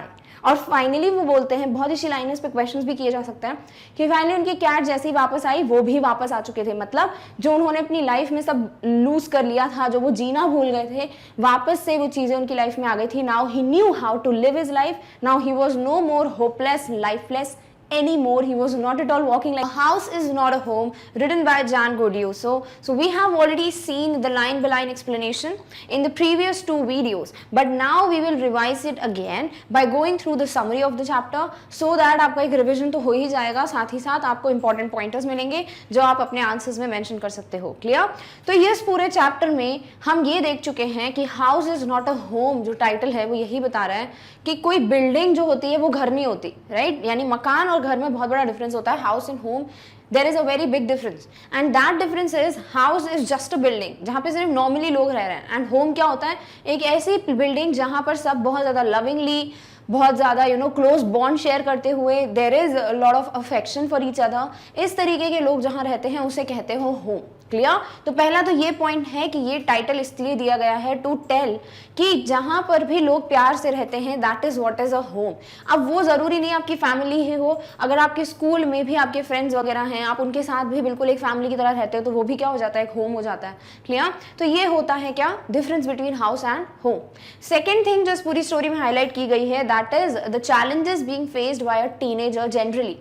जैसे यहाँ नरेटर जो है वो अभी हाई स्कूल में एंटर कर रहे हैं, so he is a teenager, 9th standard के होंगे आई गेस, तो वो किस तरीके से लाइफ में आ रहे चैलेंजेस को फेस नहीं कर पाते। In the beginning everything was strange for him, everything was kind of awkward for him, he felt like कि सब चीज़ें बहुत अजीब हो रही हैं उनकी लाइफ में, और तब उनको रियलाइज होता है कि जैसे लाइफ में कुछ भी नहीं बचा, and he wanted to die. But slowly and steadily जब ये सारी चीज़ें वापस ठीक होने लगती हैं, everything comes back into his life, फिर उन्हें समझ आता है कि ऐसा कुछ नहीं है, I have everything, and then he give ups the thought of losing और giving up the life, and he is now happy as always. Clear?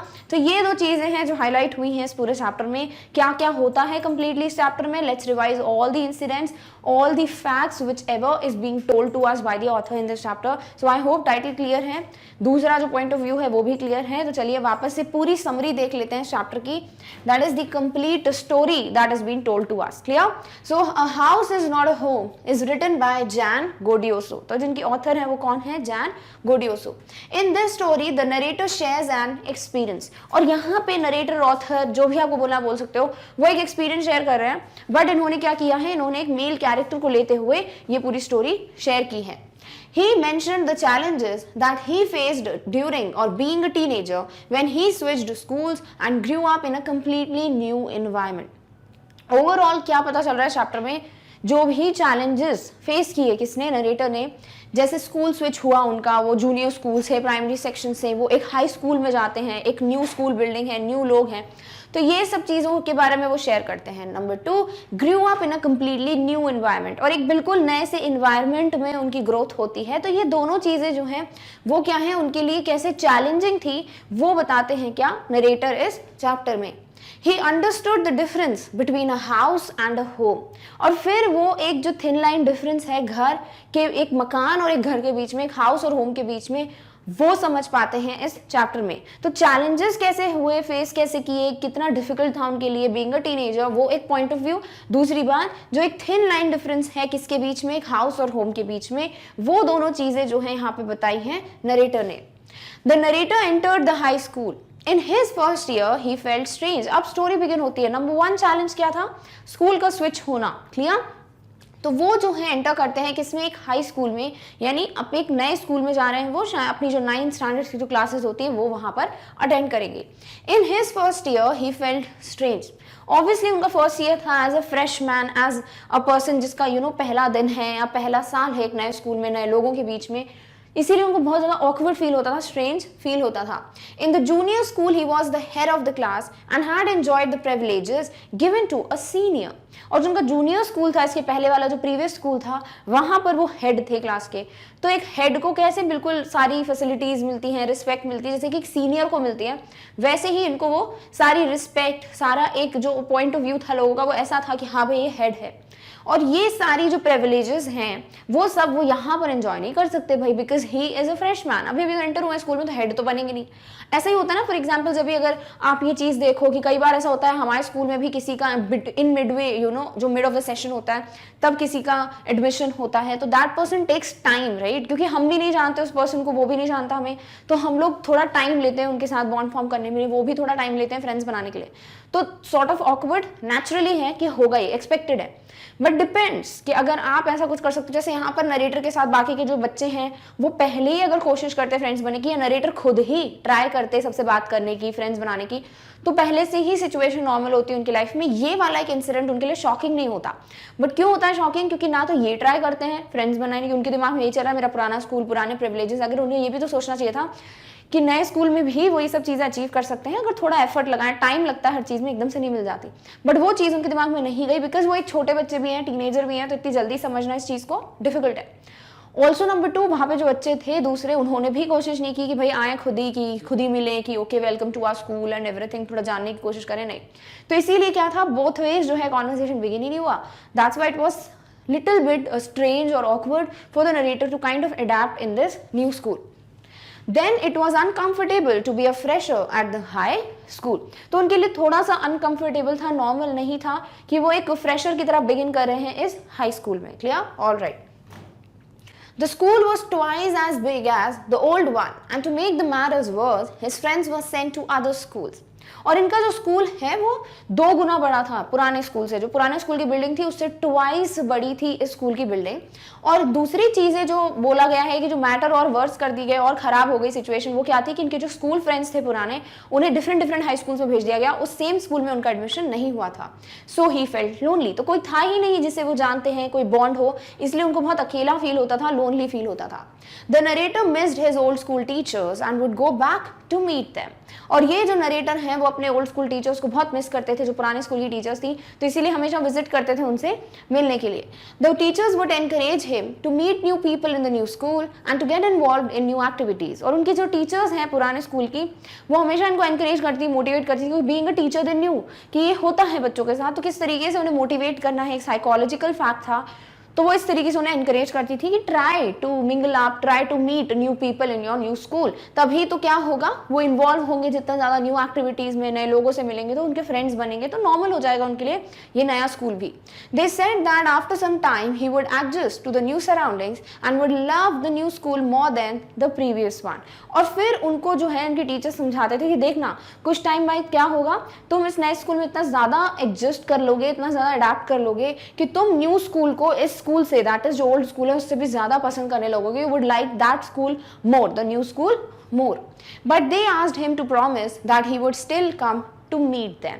But teachers क्या बोलते हैं, फिर भी प्रॉमिस करो जिस दिन तुम वो वाले स्कूल को, नए स्कूल को इतना ज्यादा पसंद करने लगोगे, तुम्हें वो स्कूल ज्यादा अच्छा लगेगा तब तुम हमसे मिलना बंद मत करना। You have to promise that still you will come and visit us and meet us. Clear? तो इस तरीके से वो साइकोलॉजिकली इस बच्चे के दिमाग में चीजें डालना चाह रही थी कि तुम्हें कोशिश करनी पड़ेगी, try to involve yourself in new activities and try to meet new people, then only everything will be normalized. Clear? All right.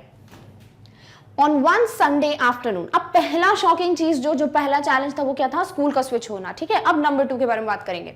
On one Sunday afternoon the narrator was sitting at the dining table doing his homework. अब क्या होता है, Sunday की बात है, afternoon है, दोपहर का टाइम है, ठंड का मौसम है, और नरेटर क्या कर रहे हैं, डाइनिंग रूम में डाइनिंग टेबल है उस पर बैठकर अपना होमवर्क कर रहे हैं. And the day was cold and windy and fire was up at the fire place. तो जो फायर प्लेस होती है वहां पर जो फायर है या फायर वुड या कोल के थ्रू फायर जल रही थी ताकि घर में वार्मथ रहे, because it was too cold and windy. His pet cat was lying on top of the sheets of paper. अब नेक्स्ट क्या है उनके पास, एक कैट है, एक रेड टैबी कैट है जो कि उनके टेबल पे उनके पेपर्स पे बैठी हुई है. It was making a purring sound and was hitting on his pen just for amusement. और वो कर क्या रही थी, वो जो है एक साउंड प्रोड्यूस कर रही थी हैप्पीनेस का, सेटिस्फैक्शन का, कंटेंटमेंट का, और उन जो पेन से होमवर्क कर रहे थे ना नरेटर, उस पेन पे बार बार हिट कर रही थी क्योंकि उसको मजा आ रहा था. दिस वॉज समथिंग जो कि खेल था उस कैट के लिए. She was being amused by it, she was very happy doing that. His mother tended the fire to keep the house warm. उनकी जो मॉम है शी वॉज स्टोकिंग और tending the fire, firewood coal सबको सही से रख रही थी ताकि वो फायर जो है नॉर्मली बर्न करे तो वार्मथ मेंटेन रहे घर में. There was smoke filling the room from the ceiling and suddenly what happened, एकदम से ये कुछ स्ट्रेंज स्मेल करते हैं नरेटर और एकदम से देखते हैं कि जो सीलिंग है वहां से स्मोक, धुआं जो है वो पूरे रूम में फिल हो रहा है. Within a few seconds it filled the room and they could hardly see. And within few seconds, कुछ ही seconds में क्या हुआ, स्मोक इतना ज्यादा बढ़ गया रूम में कि पूरा room completely it was filled with the smoke and hardly narrator and his mother could see anything in the room. They made their way to the front door and escaped into the garden. और finally ये कोशिश करते हैं बिल्कुल blindly वे ढूंढने की, because कुछ दिख नहीं रहा उनको स्मोक में, और फिर ये फ्रंट डोर तक पहुंच जाते हैं और फिर लॉन में आ जाते हैं बाहर के गार्डन में, यानी finally out of the building they are there. Clear? All right. He ran to the neighbors to call the fire department while his mother ran inside the house. अब होता क्या है, जैसे ही बाहर आते हैं तो नरेटर जो है यहाँ पे स्मार्ट है, ये प्रूफ होता है. वो जाते हैं और नेबर्स को बोलते हैं कि जल्दी से आप फायर डिपार्टमेंट को कॉल कीजिए, फायर ब्रिगेड को बुलाइए, सो दैट वो कंट्रोल कर पाए फायर को. बट उस वक्त क्या हो रहा है, उनकी मॉम जो है वो वापस बिल्डिंग में चली जाती है. ऐसा क्यों होता है? His mother came out of the house holding a small box full of papers, because वो एक मेटल बॉक्स लेने गई थी घर के अंदर जिसमें सारे इंपॉर्टेंट डॉक्यूमेंट्स हैं, इंपॉर्टेंट पेपर्स हैं. तो वो सब कुछ लेकर आती हैं और उस बॉक्स को क्या करती हैं, she threw it on the lawn and ran back. फटाफट से रखकर वापस चली जाती हैं, यानी वो ले आई हैं एक बार सारे डॉक्यूमेंट्स बट फिर से वो वापस जाती हैं. What was the reason for second time? Her father had died when the narrator was small. Her father नहीं, सॉरी, हिज फादर. क्लियर? तो नरेटर के जो फादर हैं वो ही वॉज नो मोर और ही लॉस्ट हिज लाइफ जब नरेटर जो है बहुत छोटे थे. She had to save his pictures and letters which were the only memories of his that they had. और इनकी जो मॉम है she had to save the pictures and the letters of her husband, क्योंकि वो बहुत ज़्यादा important थे इनके लिए लाइफ में, क्योंकि वही चीज़ें थी जिससे वो अपने हस्बैंड को याद कर सकती थी या मेमोरीज थी सॉर्ट ऑफ. तो वो सारी चीज़ें जो है वो उनके लिए इंपॉर्टेंट थी और वही कलेक्ट करने के लिए वो बिल्डिंग में वापस से अंदर गई थी.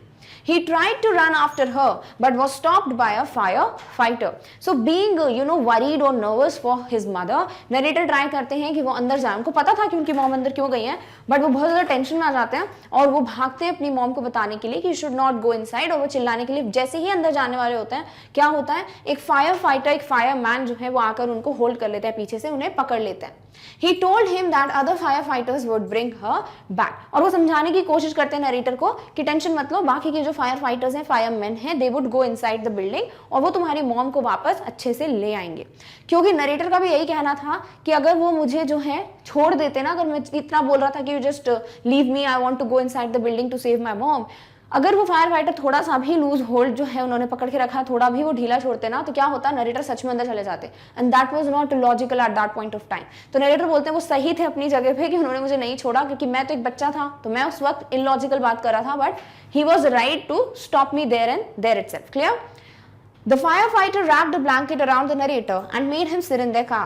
A fireman came out of the house with his mother behind him. He took her to the fire truck. Finally क्या होता है, ये जो नरेटर हैं उनको एक फायर फाइटर ब्लैंकेट में रैप करते हैं और उनको एक कार में बिठा देते हैं, जो उनकी कार है वहां पर उनको बिठा देते हैं. और सडनली नरेटर देखते हैं कि एक फायर फाइटर बाहर आ रहे हैं बिल्डिंग के और उनके पीछे उनकी मॉम है. और मॉम को वो जल्दी से लेकर आते हैं और कहाँ लेके जाते हैं, ट्रक में. क्यों ट्रक में लेके गए फटाफट, ऐसा क्या सीरियस हो गया है?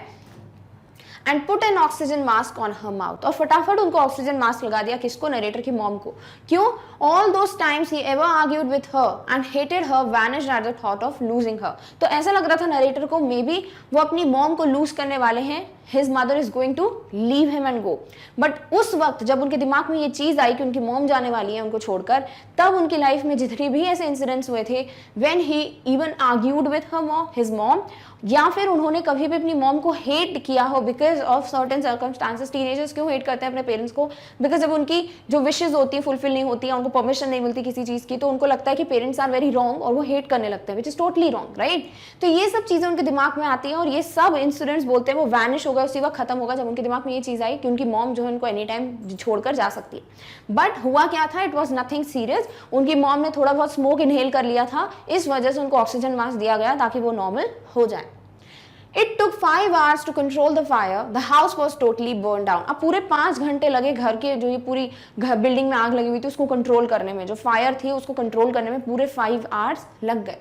And the house was totally burn out. और घर जो है वो कंप्लीटली बर्न आउट हो गया था, थोड़े बहुत रिमेन्स रेमिनेंट्स बचे थे, but otherwise the complete house building was destroyed. Then the narrator realized that his pet cat was missing. और फिर नरेटर को ये रियलाइजेशन हुआ कि एकदम से कि उनको अपनी कैट के बारे में याद आता है। तो दूसरा लॉस क्या था इनका? बिल्डिंग का, घर जो है इनका बर्न हो गया। नंबर 3 जो चीज है, जो थर्ड चैलेंज था वो क्या था? इनकी जो लविंग कैट थी वो मिसिंग थी। He could not find it. He thought that he was suffering many losses. And finally वो अपनी कैट को नहीं ढूंढ पाते हैं and that point of time वो ब्रेक डाउन हो जाता है उनका। क्यों? क्योंकि वो यही चीजें सोचने लगते हैं कि मैं कितना ज्यादा ये जो लॉसेस है मेरी लाइफ के वो मैं कितने ज्यादा फेस कर रहा हूँ। whether it is the switching of the schools, so whether it is the loss of my house, whether it is the loss of my cat, इतनी सारी चीजें मेरी लाइफ में हो रही हैं। तो वो सॉर्ट ऑफ जो है उनमें एक ब्रेक डाउन हो गया था उनका। he was emotionally broken and he was crying a lot. They were not allowed to go into the building as it could be dangerous. He wanted to know about his cat but he had to leave. तो वो कितनी भी कोशिश करके ये जानना चाहते थे कि उनकी कैट का क्या हुआ, क्या वो अंदर बिल्डिंग में है, कि कैट इज नो मोर। तो वो सब जानना चाहते थे कि कैट है कहाँ पर, और तभी वो वहां से जाते। तो नरेटर बोल रहे थे मैं जाता ही नहीं वहां से, मैंने ठान लिया था कि मैं अपनी कैट के बारे में जानूंगा, then only I will move to some other place. But होता क्या है, उनको अंदर जाना अलाउड ही नहीं होता because it was dangerous eight that point of time कि कोई भी अंदर एंटर करे, और इसीलिए उनको एंट्री नहीं मिलती। So he was not able to find out कि उनकी कैट जो है वो कहाँ पर है। They spent the night at Zan's grandparents' house and he went to school the next day. It was a Monday. अब इनके जो ग्रैंड पेरेंट्स हैं, जो दादा दादी हैं, उनके घर पे उन्होंने अपना ये जो पूरा नाइट था संडे का वो वहाँ स्पेंड किया। एंड बिकॉज उनके पास कोई रहने की जगह नहीं थी, उनकी बिल्डिंग जो है इट वॉज कम्प्लीटली बर्न, तो वो जो है कहाँ चले जाते हैं? अपनी ग्रैंड पेरेंट्स के पास चले जाते हैं नरेटर। और फाइनली फिर जो नेक्स्ट डे है, ऑब्वियसली इट इज मंडे, तो ये जो है स्कूल जाते हैं अपने, जो कि नया स्कूल है, हाई स्कूल है, वहां पर ये जाते हैं। He went to school wearing the same clothes he wore the previous day and borrowed shoes and felt embarrassed. तो फाइनली इनके पास जो कपड़े जो इन्होंने पहने हुए थे, जो ये चर्च पहन के गए थे संडे मॉर्निंग को, वही क्लोथ्स इनको पहने हुए थे, तो वो स्कूल पहन के जाते हैं बिकॉज ऑब्वियसली बाकी सारे clothes were burned in the house. Number 2, इनके शूज जो है इन्होंने होमवर्क करते वक्त किक करके फेंक दिए थे इधर, तो वो शूज भी नहीं थे उनके पास, तो वो अपनी आंट से टेनिस शूज बोरो करते हैं और वो पहन के स्कूल जाते हैं। तो सॉर्ट ऑफ एक अलग ही तरीके का इनका अपीयरेंस है, अलग ड्रेस वियर्ड सी पहनी हुई, शूज वियर्ड से पहने हुए, तो उनको बहुत ज्यादा एम्बैरेसिंग फील हो रहा था, बहुत ज्यादा उनको शर्म आ रही थी। He was upset and felt insecure for his ill condition and he was upset, he was sad. He felt कि अगर ऐसा ही लाइफ में चलने वाला है, क्या मेरी डेस्टिनी में यही लिखा है कि मैं हमेशा से एक आउटकास्ट रहूंगा सोसाइटी से बिल्कुल हटके, और मैं जो है गीक रहूंगा, यानी फैशनेबल नहीं, एक अलग ही मेरा अपीयरेंस है, तो क्या अगर यही चीजें जो है मेरी किस्मत में रहने वाली है। For a moment he felt a huge loss and missed his old school, teachers, friends, old house and his pet cat. और फिर उनके दिमाग में ये सब चीजें आने लगती हैं जो भी उनके लॉस हुए हैं लाइफ में, whether it was the old school, उनके पुराने फ्रेंड्स, उनके पुराने टीचर्स, देन उनका जो ये घर था, एंड फाइनली उनकी जो लविंग कैट थी, सारी चीजों का लॉस हुआ था उनकी लाइफ में। तो ये सब सोच सोच कर उनको लग रहा था कि कोई वर्थ ही नहीं है इस लाइफ का। The clothes he was wearing looked weird. He had no books or homework and his backpack was gone. He had his life in that backpack. He was so upset that he wished to die.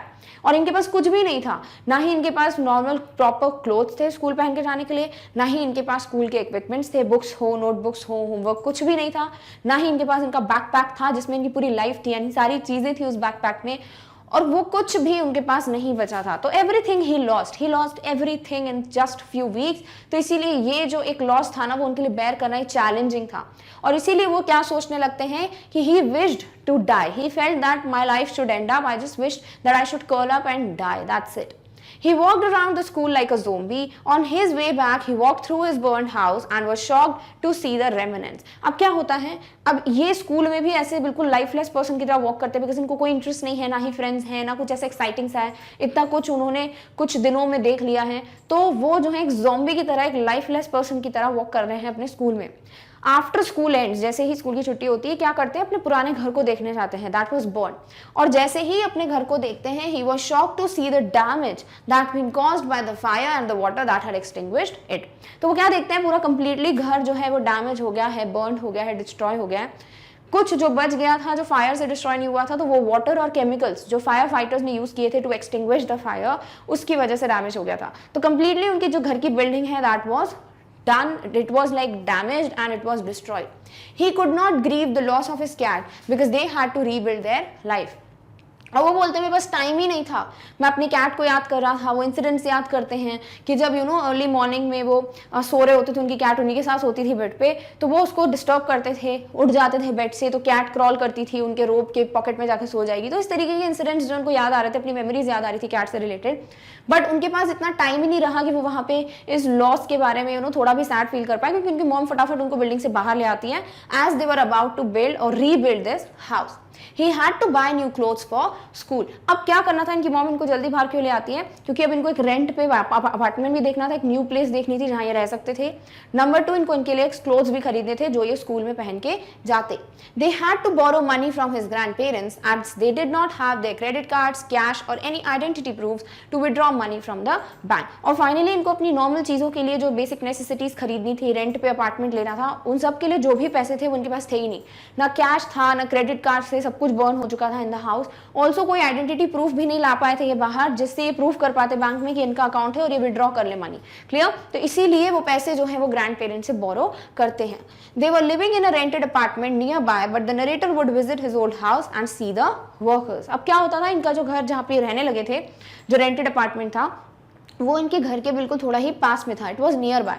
तो क्या करते थे ना, narrator अक्सर जाके देखते थे उस ओल्ड बिल्डिंग को, अपने घर को, और वर्कर्स जो है वो पूरा डेब्रिस क्लियर कर रहे हैं, जो भी डैमेज हुआ है, जो भी चीज़ें वहाँ कचरा वगैरह हो गया था, एशेज हो गए थे, वो सारी चीज़ें जो है वो फेंक रहे थे, यानी क्लीन कर रहे थे उस एरिया को, तभी तो वो रीबिल्ड कर पाएंगे उस बिल्डिंग को। He thought that bad news spread faster as everyone in the school knew about his sad story. Next incident में ये बताते हैं कि जो बैड न्यूज़ होती है ना, वो बहुत जल्दी स्प्रेड होती है, यानी कुछ भी गलत होता है तो लोगों को जल्दी पता चल जाता है कि कुछ ऐसा गड़बड़ है। और यही चीज़ नरेटर की लाइफ में भी हुई। उनकी ये जो सिचुएशन थी कि उन्होंने इतना कुछ लॉस कर दिया, स्पेसिफिकली उनके घर जो है इट वॉज बर्न, ये न्यूज़ जो है उनके स्कूल में हर किसी को पता चल जाती है, जो हाई स्कूल है, the students, everybody working there, the teachers, हर किसी को पता चल जाता है कि क्या सिचुएशन से गुजर रहे थे narrator. They helped him by providing notebooks, clothes, school supplies, etc. The narrator's heart was touched after seeing the concern of the people of his new school and was overcome by emotion. Finally क्या होता है, एक दिन ये जो है locker के side में खड़े होकर अपने जिम क्लास के लिए प्रिपेयर कर रहे थे अपने आप को। वहीं पे स्टूडेंट्स जो है बार बार आ रहे हैं और उनको बोल रहे थे जल्दी करो, गेट रेडी फास्ट। उनको सॉर्ट ऑफ ऐसा लग रहा था कि पुश करके उनको लेके ही जाएंगे जिम क्लास में, और ये सब चीज़ें उनके लिए स्ट्रेंज थी, बट धीरे से उनको पता चल जाता है फाइनली कि इसका रीज़न क्या है। रीज़न क्या था, जैसे ही एंटर करते हैं क्लास में, एक टेबल रखा था, उस टेबल पे सारी बेसिक नेसेसिटीज़ रखी थी, किसके लिए, नरेटर के लिए। सारे स्टूडेंट्स ने कॉन्ट्रीब्यूट किया, कलेक्शन किया पैसों का, और इनके लिए जो भी चीज़ें इनको रिक्वायर्ड थी वो सब खरीद कर ला कर रखी। जैसे कि उनके लिए उन्होंने नोटबुक, स्कूल के supplies, then clothes, school supply, everything जो भी उनको ज़रूरत थी चीज़ों की, वो सब उन्होंने टेबल पर ला कर रखी थी, ताकि नरेटर की जो प्रॉब्लम है वो सॉल्व कर पाए। ऑल्सो ये जो नरेटर सब ये चीजें देखते हैं, जो कंसर्न था, जेन्युइन कंसर्न था बच्चों का या स्टूडेंट्स का, वो देखकर ये बहुत ज्यादा इमोशनल हो जाते हैं। People who never spoke to him approached him and offered to help him. और क्यों इमोशनल हुए थे कि जो लोग उनसे बात ही नहीं कर रहे थे, कभी उन्होंने बात नहीं की थी, वो सब लोग जो है क्या कर रहे थे, उनको हेल्प ऑफर कर रहे थे। Everybody was coming, introducing themselves, उनको इन्विटेशंस दे रहे थे। तो ये सब चीजें देखकर वो बहुत ज्यादा ओवरवेल्म हो गए थे। कौन? Narrator. Meanwhile, he also made new friends and was happy and relieved that he was no more alone in his new school. तो पहली प्रॉब्लम, पहला चैलेंज सॉल्व। अब ये अपने न्यू स्कूल में न्यू फ्रेंड्स बना चुके थे. He was no more feeling lonely और isolated in his new school. तो ये पहला चैलेंज था जो कंप्लीटली फेस कर पाए वो, and everything was normal regarding this first challenge. Clear? Then after a month he visited his house as it was being rebuilt. Second challenge which was overcome or done, it was क्या था कि house building है वो rebuild हो रही थी after a month और सो. तो एक महीने बाद ही वहां पर बैठकर देख रहे थे अपने पूरे घर को वापस तैयार होते हुए. तो इनका जो दूसरा चैलेंज था, जो सॉरो था, वो भी क्या हो गया, वो भी उसके साथ वो डील कर चुके हैं. It is also something that will now change into something which is happy. He had two friends with him. It took a fire for him to stop focusing on his feelings of insecurity and open up to all the wonderful people around him. और इस बार कुछ different था जब वो इस घर को देख रहे थे. पहले अकेले देखते थे, अब इनके पास फ्रेंड्स थे और ये अपने कोई दो फ्रेंड्स के साथ वहां बैठ के अपनी बिल्डिंग को वापस बनते हुए देख रहे थे. और वो बोलते हैं कि it took a lot of efforts, बहुत ज़्यादा मेहनत लगी उनके लिए अपनी इनसिक्योरिटीज़ को ओवरकम करने के लिए कि सब कुछ एंड हो रहा है. और फाइनली नए लोगों से मिलना, उनके साथ बातचीत करना, फ्रेंड्स बनाना, ये सब चीज़ें वो सीख चुके थे. Clear? All right. They sat on the pavement and were planning his new bedroom. अब क्या होता है, अपने फ्रेंड्स के साथ बैठ के पेवमेंट पे जो अपना नया बेडरूम बनने वाला है उनका, उसके बारे में डिस्कशन कर रहे थे. Suddenly a woman approached him and brought a cat along with her. Finally एक वुमन आती है, पीछे से उनको पूछती है does it belong to you. और होता क्या है, उनके हाथ में नरेटर की कैट होती है. The narrator was overjoyed seeing his pet and was filled with gratitude for the lady for taking the trouble to find the rightful owner of the cat. और नरेटर बहुत ज्यादा खुश भी थे और बहुत ज्यादा ग्रेटफुल भी थे इस वुमन के लिए कि being a stranger she made efforts to find the right owner of the cat. कि जिसको भी कैट बिलोंग करती है उनको ढूंढने के लिए उन्होंने इतनी मेहनत की, ऐसा नहीं था गिव अप कर दिया. बिकॉज जो कैट है उसके कॉलर में फोन नंबर भी था, तो उस पर भी वो ट्राई करी थी, बट बिकॉज सारे फोन जो भी फोन लाइन्स थी वो डैमेज हो गई थी, डिस्ट्रॉय हो गई थी, तो वो कनेक्ट नहीं कर पा रही थी इस नंबर पे. बट फिर भी उन्होंने गिव अप नहीं किया, पूरी कोशिश की ढूंढने की उस ओनर को जो कि इस कैट के को बिलोंग करता है. He held the woman's arms and cried in happiness. His friends also hugged him and his cat and jumped around merrily. And he was very happy. Everybody was hugging the cat, the narrator, everybody was jumping around. सब बहुत ज़्यादा खुश थे. All the overwhelming feelings of loss and tragedy seemed to diminish. He felt gratitude for his life, his new friends, the kindness of a stranger and the loud purr of his beloved cat. His cat was back and so was he. Finally क्या होता है, वो ये जो चीज़ें थी ना, जो भी लॉस की फीलिंग्स थी, जो भी सैडनेस थी, वो सब खत्म हो चुकी थी. बिकॉज अब वो ग्रेटफुल थे अपनी लाइफ के लिए. थोड़े टाइम पहले वो अपनी लाइफ को लूज करना चाहते थे. He wanted to die. He was not at all happy with the life, but now he was thankful for the life. He was thankful for his new friends, his cat, this kindness of a strange woman. And then he felt कि जैसे ही उनकी cat वापस आ गई, that was the third challenge, वो भी वापस आ चुके थे, यानी वो भी वापस अब नॉर्मल लाइफ जी सकते थे. सो जो सबसे पहला क्वेश्चन पूछा गया आपकी बुक में वो है, what does the author notice one Sunday afternoon. तो ये वो इंसिडेंट है जब उनके घर में फायर हो जाती है, बर्न हो जाता है पूरा घर. तो क्या नोटिस करते हैं, सबसे पहले तो इनको एक स्ट्रेंज स्मेल आती है. देन इसके बाद इनको दिखता है कि जो सीलिंग है वहां से स्मोक ही स्मोक है और पूरे रूम में स्मोक एंटर हो जाता है. एंड दे कुड हार्डली सी, इतना ज्यादा धुआं हो जाता है इनके पूरे रूम में. What is his mother's reaction. और इनकी मॉम का रिएक्शन क्या है, ऑब्वियसली वो बाहर आ जाती हैं, उनकी ये लॉन में पहुंच जाते हैं दोनों. बट फाइनली फिर वो वापस अंदर जाती हैं घर में. क्यों? क्योंकि सबसे पहले तो वो इंपॉर्टेंट डॉक्यूमेंट्स का बॉक्स लेकर आती हैं घर के बाहर. नंबर 2, वो अपने हस्बैंड के पिक्चर्स और जो लेटर्स हैं उनको वापस लेकर आती हैं. सो this is the reaction of his mother. What does she do, और वो क्या करती हैं, दैट इज समथिंग हमने बता दिया. तो देयर वाज समथिंग जो बोला है यहाँ पे, क्रेज्ड रिएक्शन बोला गया है यहाँ पर, कि वो एकदम से जो है जल्दी से भागती हैं बिल्डिंग में. पहली बार में इट वाज ओके, वो जल्दी बाहर आ जाती है मेटल बॉक्स लेकर, बट जब बहुत ज्यादा कंडीशन खराब हो गई, that time again she enters the building to just bring out all the letters and the pictures of her husband. Clear? So this is how what she does and what was her reaction. और क्या notice करते हैं author on one Sunday afternoon. Done? All right. So the answer to this question is, one Sunday afternoon, the author while doing his homework smelled something strange and then he noticed smoke pouring in through the seams of the ceiling. तो क्या होता है, सबसे पहले तो ये कर क्या रहे हैं, होमवर्क कर रहे हैं. अगर लॉन्ग आंसर आता है तो ये भी ऐड कर सकते हो कि on one Sunday afternoon author और द नरेटर, जो भी यहाँ पे ऑथर बोला क्वेश्चन में तो write it as author. The author was sitting in the dining room and he was completing his homework sitting on the dining table.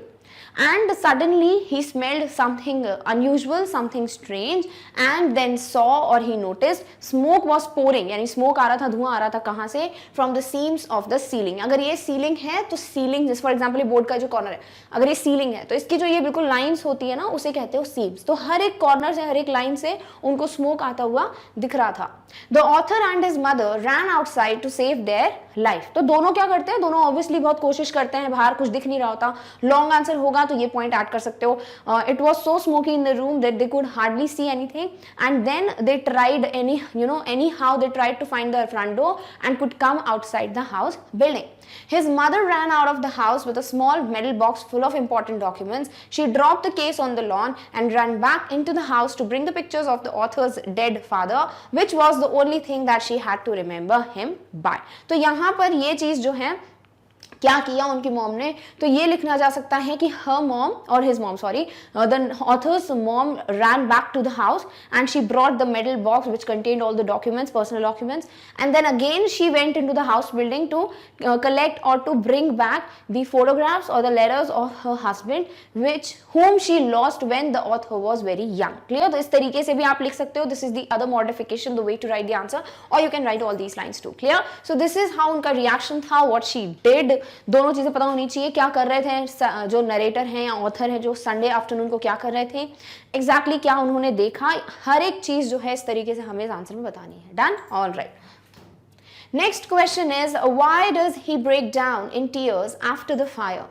होता क्या है ऐसा कि जो नरेटर हैं और जो ऑथर हैं वो ये सब चीजें हो जाती हैं, वो बाहर बैठे हैं हाउस बिल्डिंग के and he just broke into tears, बहुत जोर जोर से रोने लगते हैं, बताया गया है इस चैप्टर में. तो हमें पता है कि उनकी लाइफ में बहुत सारे लॉसेस चल रहे थे, बहुत ज्यादा सॉरो था. नंबर 1 स्विच किया उन्होंने अपने स्कूल को. नंबर 2 उनका हाउस जो है it was burn. Number 3 he lost his loving cat. और ये तीनों लॉस के बारे में जब वो सोच रहे थे that I am losing so many things in my life, क्या हुआ, he was crying very loud, बहुत जोर जोर से ये रोने लगता है. So this is the reason when he realize that there were lots of things he was losing in his life, this made him to cry a lot. Clear? All right.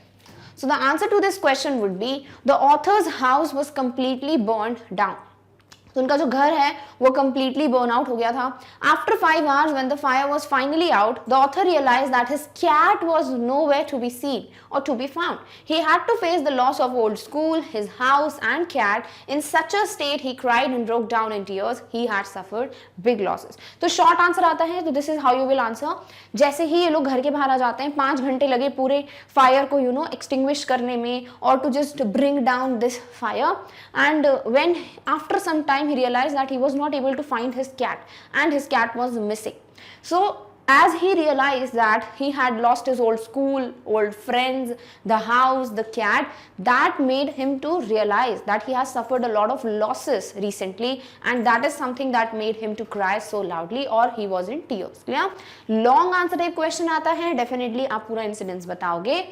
The author was in tears or he was crying because he has suffered a lot of losses recently. Then loss number 1 बताओगे old school वाला, loss number 2 बताओगे about the house getting burned, then loss number 3 बताओगे about the cat. Do not mention it in the points. ये चीज ध्यान में रखनी है, लिटरेचर या इंग्लिश में कभी भी पॉइंटर्स में कुछ नहीं लिखना होता, paragraphing is recommended. Clear?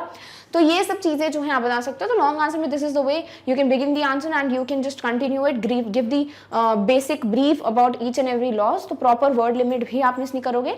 Around 8 to 10 sentences में you can write this answer as in the form of long answer question. Clear? All right. Next question is, why is the author deeply embarrassed the next day in school, which was show his fear and insecurity. तो क्यों वो अगले दिन बहुत ज़्यादा embarrassing feel करते हैं? Because जब उनका घर was burned, उनके पास proper clothes नहीं थे, proper shoes नहीं थे, backpack नहीं था, होमवर्क नहीं था, नोटबुक्स नहीं थी to take it to the school. तो नेक्स्ट डे जो वो ड्रेस पहनी हुई थी इनको, जो उन्होंने संडे मॉर्निंग को चर्च जाते वक्त पहनी थी, वही ड्रेस पहनी हुई है, which was kind of awkward और स्ट्रेंज एज पर the school uniform. And also उनके पास शूज नहीं थे, तो he borrowed the tennis shoes from his aunt. और ये 2 चीजें पहन के वो जाते हैं. He had neither the homework nor the school books, notebooks, neither anything else, nor he was having his backpack जिसमें पूरी लाइफ टीम की यानी सारी चीजें थी इसमें. तो ये सब चीजें नहीं थी, तो somewhere he was feeling outcast और and he felt that he was being very strange और इस वजह से वो embarrassing feel करते हैं. Then क्या वो words हैं जो उनकी fear insecurity बताते हैं? तो जैसे वो बोलते हैं कि अगर यही सब destined है then I should lose my life, I should curl up and die. तो ये सब चीज़ें जो है उनकी insecurity एंड ऑल्सो उनका जो फियर था, डर था लाइफ को लेके, लॉसेस को लेके, चैलेंजेस को लेकर, वो सब बताता है. Clear? All right. So the next day in school, the author is embarrassed because the clothes he was wearing looked weird. He had no books or homework and his backpack was gone. He had the feeling of insecurity. यहाँ पे shoes का point भी add कर लीजिए कि the next day in school which was Monday, ऐसा भी लिख सकते हो. The author is embarrassed because the clothes he was wearing looked weird. He was wearing tennis shoes. Clear? तो कौन से शूज पहने हुए थे? Tennis shoes which was again very weird. Also he had no books nor homework, no backpack. उनका backpack भी जो है it was also completely burn. He had the feeling of insecurity. और ये सब सोच सोचकर उनको इनसिक्योर फील होने लगा. All things appeared strange to him. और सारी चीजें उनको स्ट्रेंज ऑकवर्ड लगने लगी. He was shocked deeply and seemed frustrated. Also he was shocked, बहुत ज्यादा सरप्राइजिंग था उनके लिए कि सब कैसे हो गया. एंड ऑल्सो वो फ्रस्ट्रेटेड फील कर रहे थे. The words that show his fear and insecurity are, was I destined to be an outcast and a geek all my life? I did not want to grow up, change or have to handle life if it was going to be this way. I just wanted to curl up and die. तो ये सारे words जो already हम discuss कर चुके हैं. जब वो ये बोल रहे हैं ना, was I destined, destined मतलब जो किस्मत में लिखा है, fate. To be an outcast, outcast मतलब पूरे ग्रुप से बाहर, socially someone different. And then geek का मतलब होता है जो अलग तरीके से कपड़े पहने हुए हैं, फैशनेबल ना होना. तो ये सब चीजें अगर उनकी लाइफ में हमेशा से लिखी हुई हैं, I did not want to grow up, then वो बड़े नहीं होना चाहते, वो चेंजेस नहीं देखना चाहते. And he does not want to handle all this things. That is life. Life क्या होता है? Full of challenges, full of examinations. So he is not ready to handle these different things. And if it was going to be this way, और ये चीजें अगर ऐसे ही चलने वाली हैं, life time changes, losses, sadness, then challenges, then definitely वो क्या एक्सपेक्ट कर रहे थे या वो क्या प्रेफर करते हैं? I just wanted to curl up and die. I just want to die. मैं मरना चाहता हूँ. I don't want to continue my life. Clear? तो ये वो सारे वर्ड्स हैं जो उनका डर, उनकी इनसिक्योरिटी बताते हैं कि जब चैलेंजेस उनकी लाइफ में आए, he was not ready to face them. Done? So इस तरीके से क्यों उनको एम्बैरेसिंग फील होता है, क्या वो लाइन्स हैं जो उनकी फियर और इनसिक्योरिटी बताते हैं, दैट इज समथिंग जो आपको इस आंसर में मेंशन करना है. Clear? All right. Next question is, the cat and the author are very fond of each other. तो cat और author obviously एक दूसरे के बहुत ज़्यादा प्यार करते हैं एक दूसरे से. क्यों? क्योंकि देखो ऑथर या नरेटर जो है वो क्या बोलते हैं, कभी भी कैट जो है वो मुझसे दूर नहीं रही, और जब उनकी कैट खो जाती है तो वो उनको बहुत बुरी तरीके से मिस करते हैं, टेरिबली मिस कर रहे हैं. तो ये पॉइंट्स हैं जो बताते हैं इन द स्टोरी कि yes they were fond of each other. So how has this been shown in the story? That is something you will answer like this. Where was the cat after the fire? Obviously वो बहुत ज्यादा freak out हो गई थी, panicking situation थी cat के लिए, तो वो 1 माइल तक की दूरी तक बाहर भाग गई थी. Who brings it back and how? तो एक स्ट्रेंज वुमन है जिसको वो कैट मिली थी. कॉलर पे नंबर लिखा हुआ था कैट के, कोशिश करती हैं कनेक्ट करने की, बट बिकॉज सारे टेलीफोन लाइन सब कुछ डिस्ट्रॉय हो चुका था, डिस्कनेक्ट हो चुका था, तो she could not contact with the owner. But she did not give up. वो बहुत ज्यादा फील कर पा रही थी कि कैट को कोई बहुत टेरिबली मिस कर रहा है, and she is loved a lot, और इसीलिए वो पूरी कोशिश करती है. And finally she came to the author और the narrator and told him that is this cat belonging to you, and then they finally could find the cat. Clear? All right.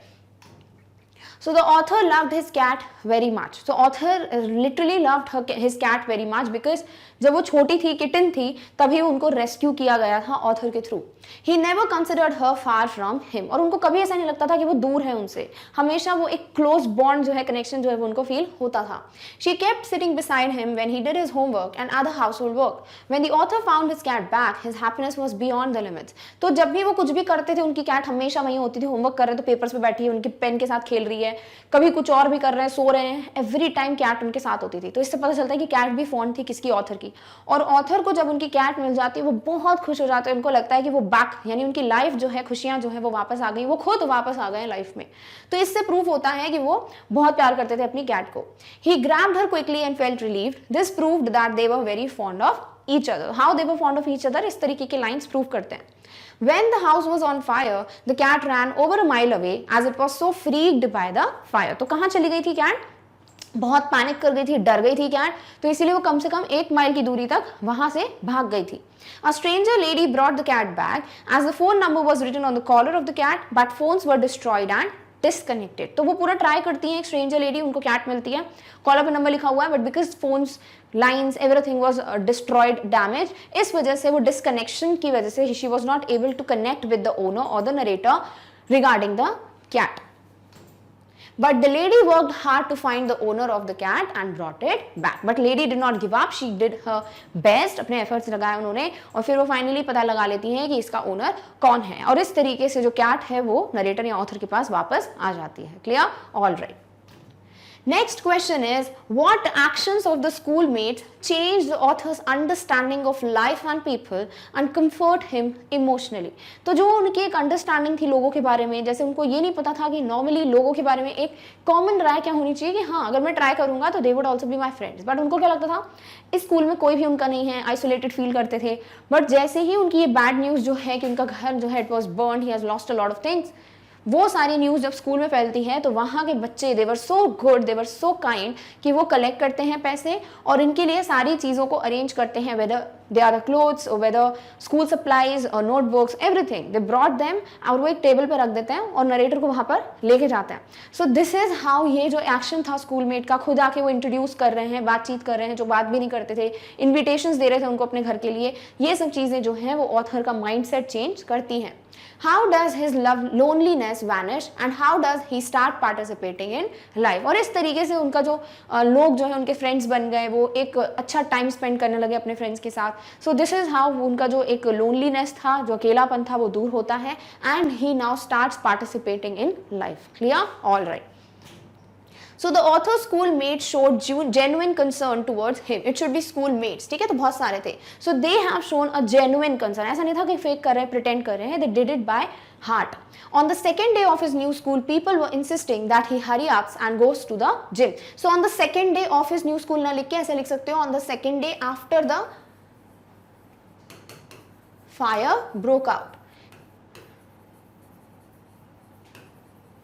Clear? या फिर after the house was burnt. The school people were insisting that he should hurry up and go to the gym. The author reached the gym. तो ठीक है, अब इतनी देर समझ नहीं रहे थे, स्ट्रेंज था उनके लिए, बट फाइनली वो जिम पहुंच जाते हैं. He found a table there with stuff on it. तो क्या देखते हैं, टेबल रखा है और उसमें बहुत सारी चीजें रखी हैं. His schoolmates bought up school supplies, notebooks, all kinds of different clothes for the author in order to help him. ताकि वो एक सपोर्ट कर पाए, हेल्प कर पाए ऑथर की, तो वो ये सारी चीजें लाकर टेबल पे रख देते हैं. It was a matter of surprise and too difficult to believe for him. So it was something very strange for him because एक surprising था उनके लिए कि जो लोग उनसे बात भी नहीं करते वो ये सब ये चीजें लेकर आए हैं, किसके लिए, नरेटर या ऑथर के लिए. People who had never spoken introduced themselves one by one. All things seemed new and created his interest in life. तो ये सब चीजें उनके लिए नई सी हो गई थी, उनको फ्रेंड्स मिल गए थे, इस तरीके से वो अपनी लाइफ में पार्टिसिपेट करने लगे थे. Because the people who were not speaking to him once, अब वो उनके लिए चीजें लाए थे, उनके फ्रेंड्स बन चुके थे, उनसे बातचीत कर रहे थे, इंट्रोड्यूस कर रहे थे खुद को. तो ये सब चीजें जो है वो उनके लिए सरप्राइजिंग तो थी ही, but he was emotional and that is why he started participating in life. Clear? All right. This incident changed the author's understanding of life and people. That is the day when he made friends at school. That's how his loneliness vanished and he started participating in life. तो क्या हुआ, कैसे participate करना start किया, ये incident जो है वो ऑथर का जो पर्सपेक्टिव था फॉर लाइफ एंड पीपल वो चेंज कर देता है. उस दिन इनके बहुत सारे फ्रेंड्स बन जाते हैं, loneliness vanishes from his life and that is how he started participating in life. Clear? So this is how क्या होता है, उनके जो स्कूलमेट्स थे, उनके जो एक्शंस थे वो क्या थे, किस तरीके से पॉइंट ऑफ व्यू चेंज होता है नरेटर का या ऑथर का. That is something you have to tell in this answer. Clear? All right. Next question is, what is the meaning of my cat was back and so was I? Had the author gone anywhere? Why does he say that he is also back? तो author कहीं गए नहीं हैं, वैसा मतलब नहीं कि मैं कहीं जगह से वापस आ गया, नहीं. ऑथर इसलिए ऐसा बोलते हैं क्योंकि जब उन्होंने इतना सब कुछ लॉस वगैरह देखा था, जैसे कि उनका ओल्ड स्कूल से न्यू स्कूल में शिफ्ट होना, देन उनका घर का जल जाना, बर्न हो जाना, देन उनकी कैट का लॉस होना, ये सब चीज़ें जो है उनको लाइफ में सॉर्ट ऑफ ऐसा लग रहा था कि वो लाइफ खत्म हो गई उनके लिए, क्योंकि उन्होंने सब कुछ लूज कर लिया था जो भी उनके लिए क्लोज था, जो भी उनके लिए इंपॉर्टेंट था. बट जैसे जैसे धीरे धीरे चीज़ें चेंज होती हैं, हाउस वॉज रीबिल्ड, स्कूल में फ्रेंड्स बन गए थे, ये सब ठीक है, बट वो जो कैट का लॉस था अभी भी उनकी लाइफ में कहीं ना कहीं था, तो पूरी तरीके से लाइफ में जी नहीं रहे थे. He was participating but not completely, he was back in the life. फिर क्या होता है, फाइनली जब उनको कैट मिल जाती है तब वो ये चीज़ बोलते हैं कि जैसे मेरी कैट वापस आ गई, मैं भी वापस आ गया. यानी कैट उनकी लाइफ में वापस आई, उनकी लाइफ वापस आ गई. He was able to relive everything, he was now happy with the life he had, he was grateful for everything. So that is how वो ये चीज़ बोलना चाह रहे हैं कि अब जब कैट वापस आ गई, यानी सारी चीज़ें अब उनकी लाइफ में नॉर्मल हो गई हैं, तो वो भी नॉर्मली लाइफ को अब एंजॉय करेंगे, वो हैप्पी अपनी लाइफ के लिए, and he does not wants to die. Clear? All right. So the author had not gone anywhere, सबसे पहले तो वो कहीं पे गए नहीं हैं. Here the author wants to point out that life without affection is useless. Life में अगर लव, अफेक्शन, फ्रेंड्स ये सब नहीं होगा तो फिर वो क्या है, यूजलेस है. होम नहीं होगा, लाइफ इज यूजलेस. हाउस से कुछ नहीं होता, it should be a proper home.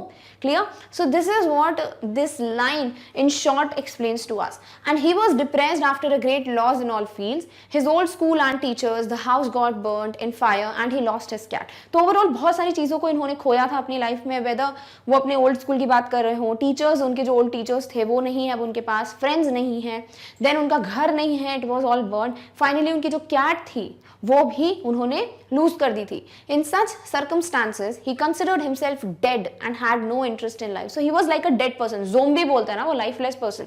तो वो अपने आप को एक डेड पर्सन की तरह कंसिडर कर रहे थे, इसमें कोई लाइफ ही नहीं है, कुछ भी नहीं बचा लाइफ में, इंटरेस्ट ही नहीं है. एंड दिस इज हाउ वो नहीं थे लाइफ में. He was alive but he was not there living in the time. तो इसीलिए बोला है he was not present at that moment in his particular life. Gradually he made new friends in the new school and saw his house getting rebuilt. When a stranger woman gave him his cat back, he says my cat was back and so was I.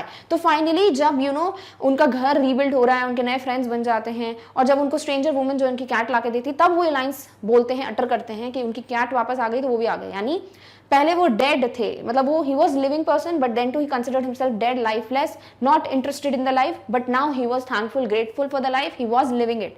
तो इसीलिए वो बोलते हैं as my cat was back I was also back. Clear? All right. He means that now his life was complete again. He recovered from this gloomy state and started enjoying life when he got his cat back. तो finally उनका मतलब क्या है कि उसका मतलब ये था उनके लिए कि अब लाइफ जो है वो वापस आ गई, वो कंप्लीट हो गई है, सब कुछ वापस, सारी चीज़ें आ गई हैं, और इसीलिए वो रिकवर कर रहे थे सैडनेस से. He was now happy, grateful and he started enjoying life when he got his cat back and everything was now there. एक एक चीज़ें जो है उनके पास लाइफ में आ रही थी वापस. कैट थी फाइनल चीज़ जो वापस आ गई उनकी लाइफ में. सो दिस इज हाउ उनकी लाइफ जो है वो कंप्लीट हो गई. He was all happy and he was a happy go living person. So this is how वो बोलते हैं कि उनकी लाइफ भी कंप्लीट हो गई और इसीलिए वो वापस आ गए थे लाइफ में. He was no more dead और lifeless person. Clear? All right. So this is how we come to an end of the topic, that is the NCERT solutions of all the 6 questions that were asked in this book based on the chapter A House is Not a Home. So I hope अब ये पूरा chapter आपको clear है, whether it is the line by line explanation, whether it is the complete summary or whether they are the questions that we have just now discussed. So I hope ये chapter पूरा clear है. Now in the next video हम मिलेंगे बहुत जल्द with the next chapter. Till then take care of yourself. और इस topic की notes की link आपको description box में मिल जाएगी. Thank you so much for watching. Bye.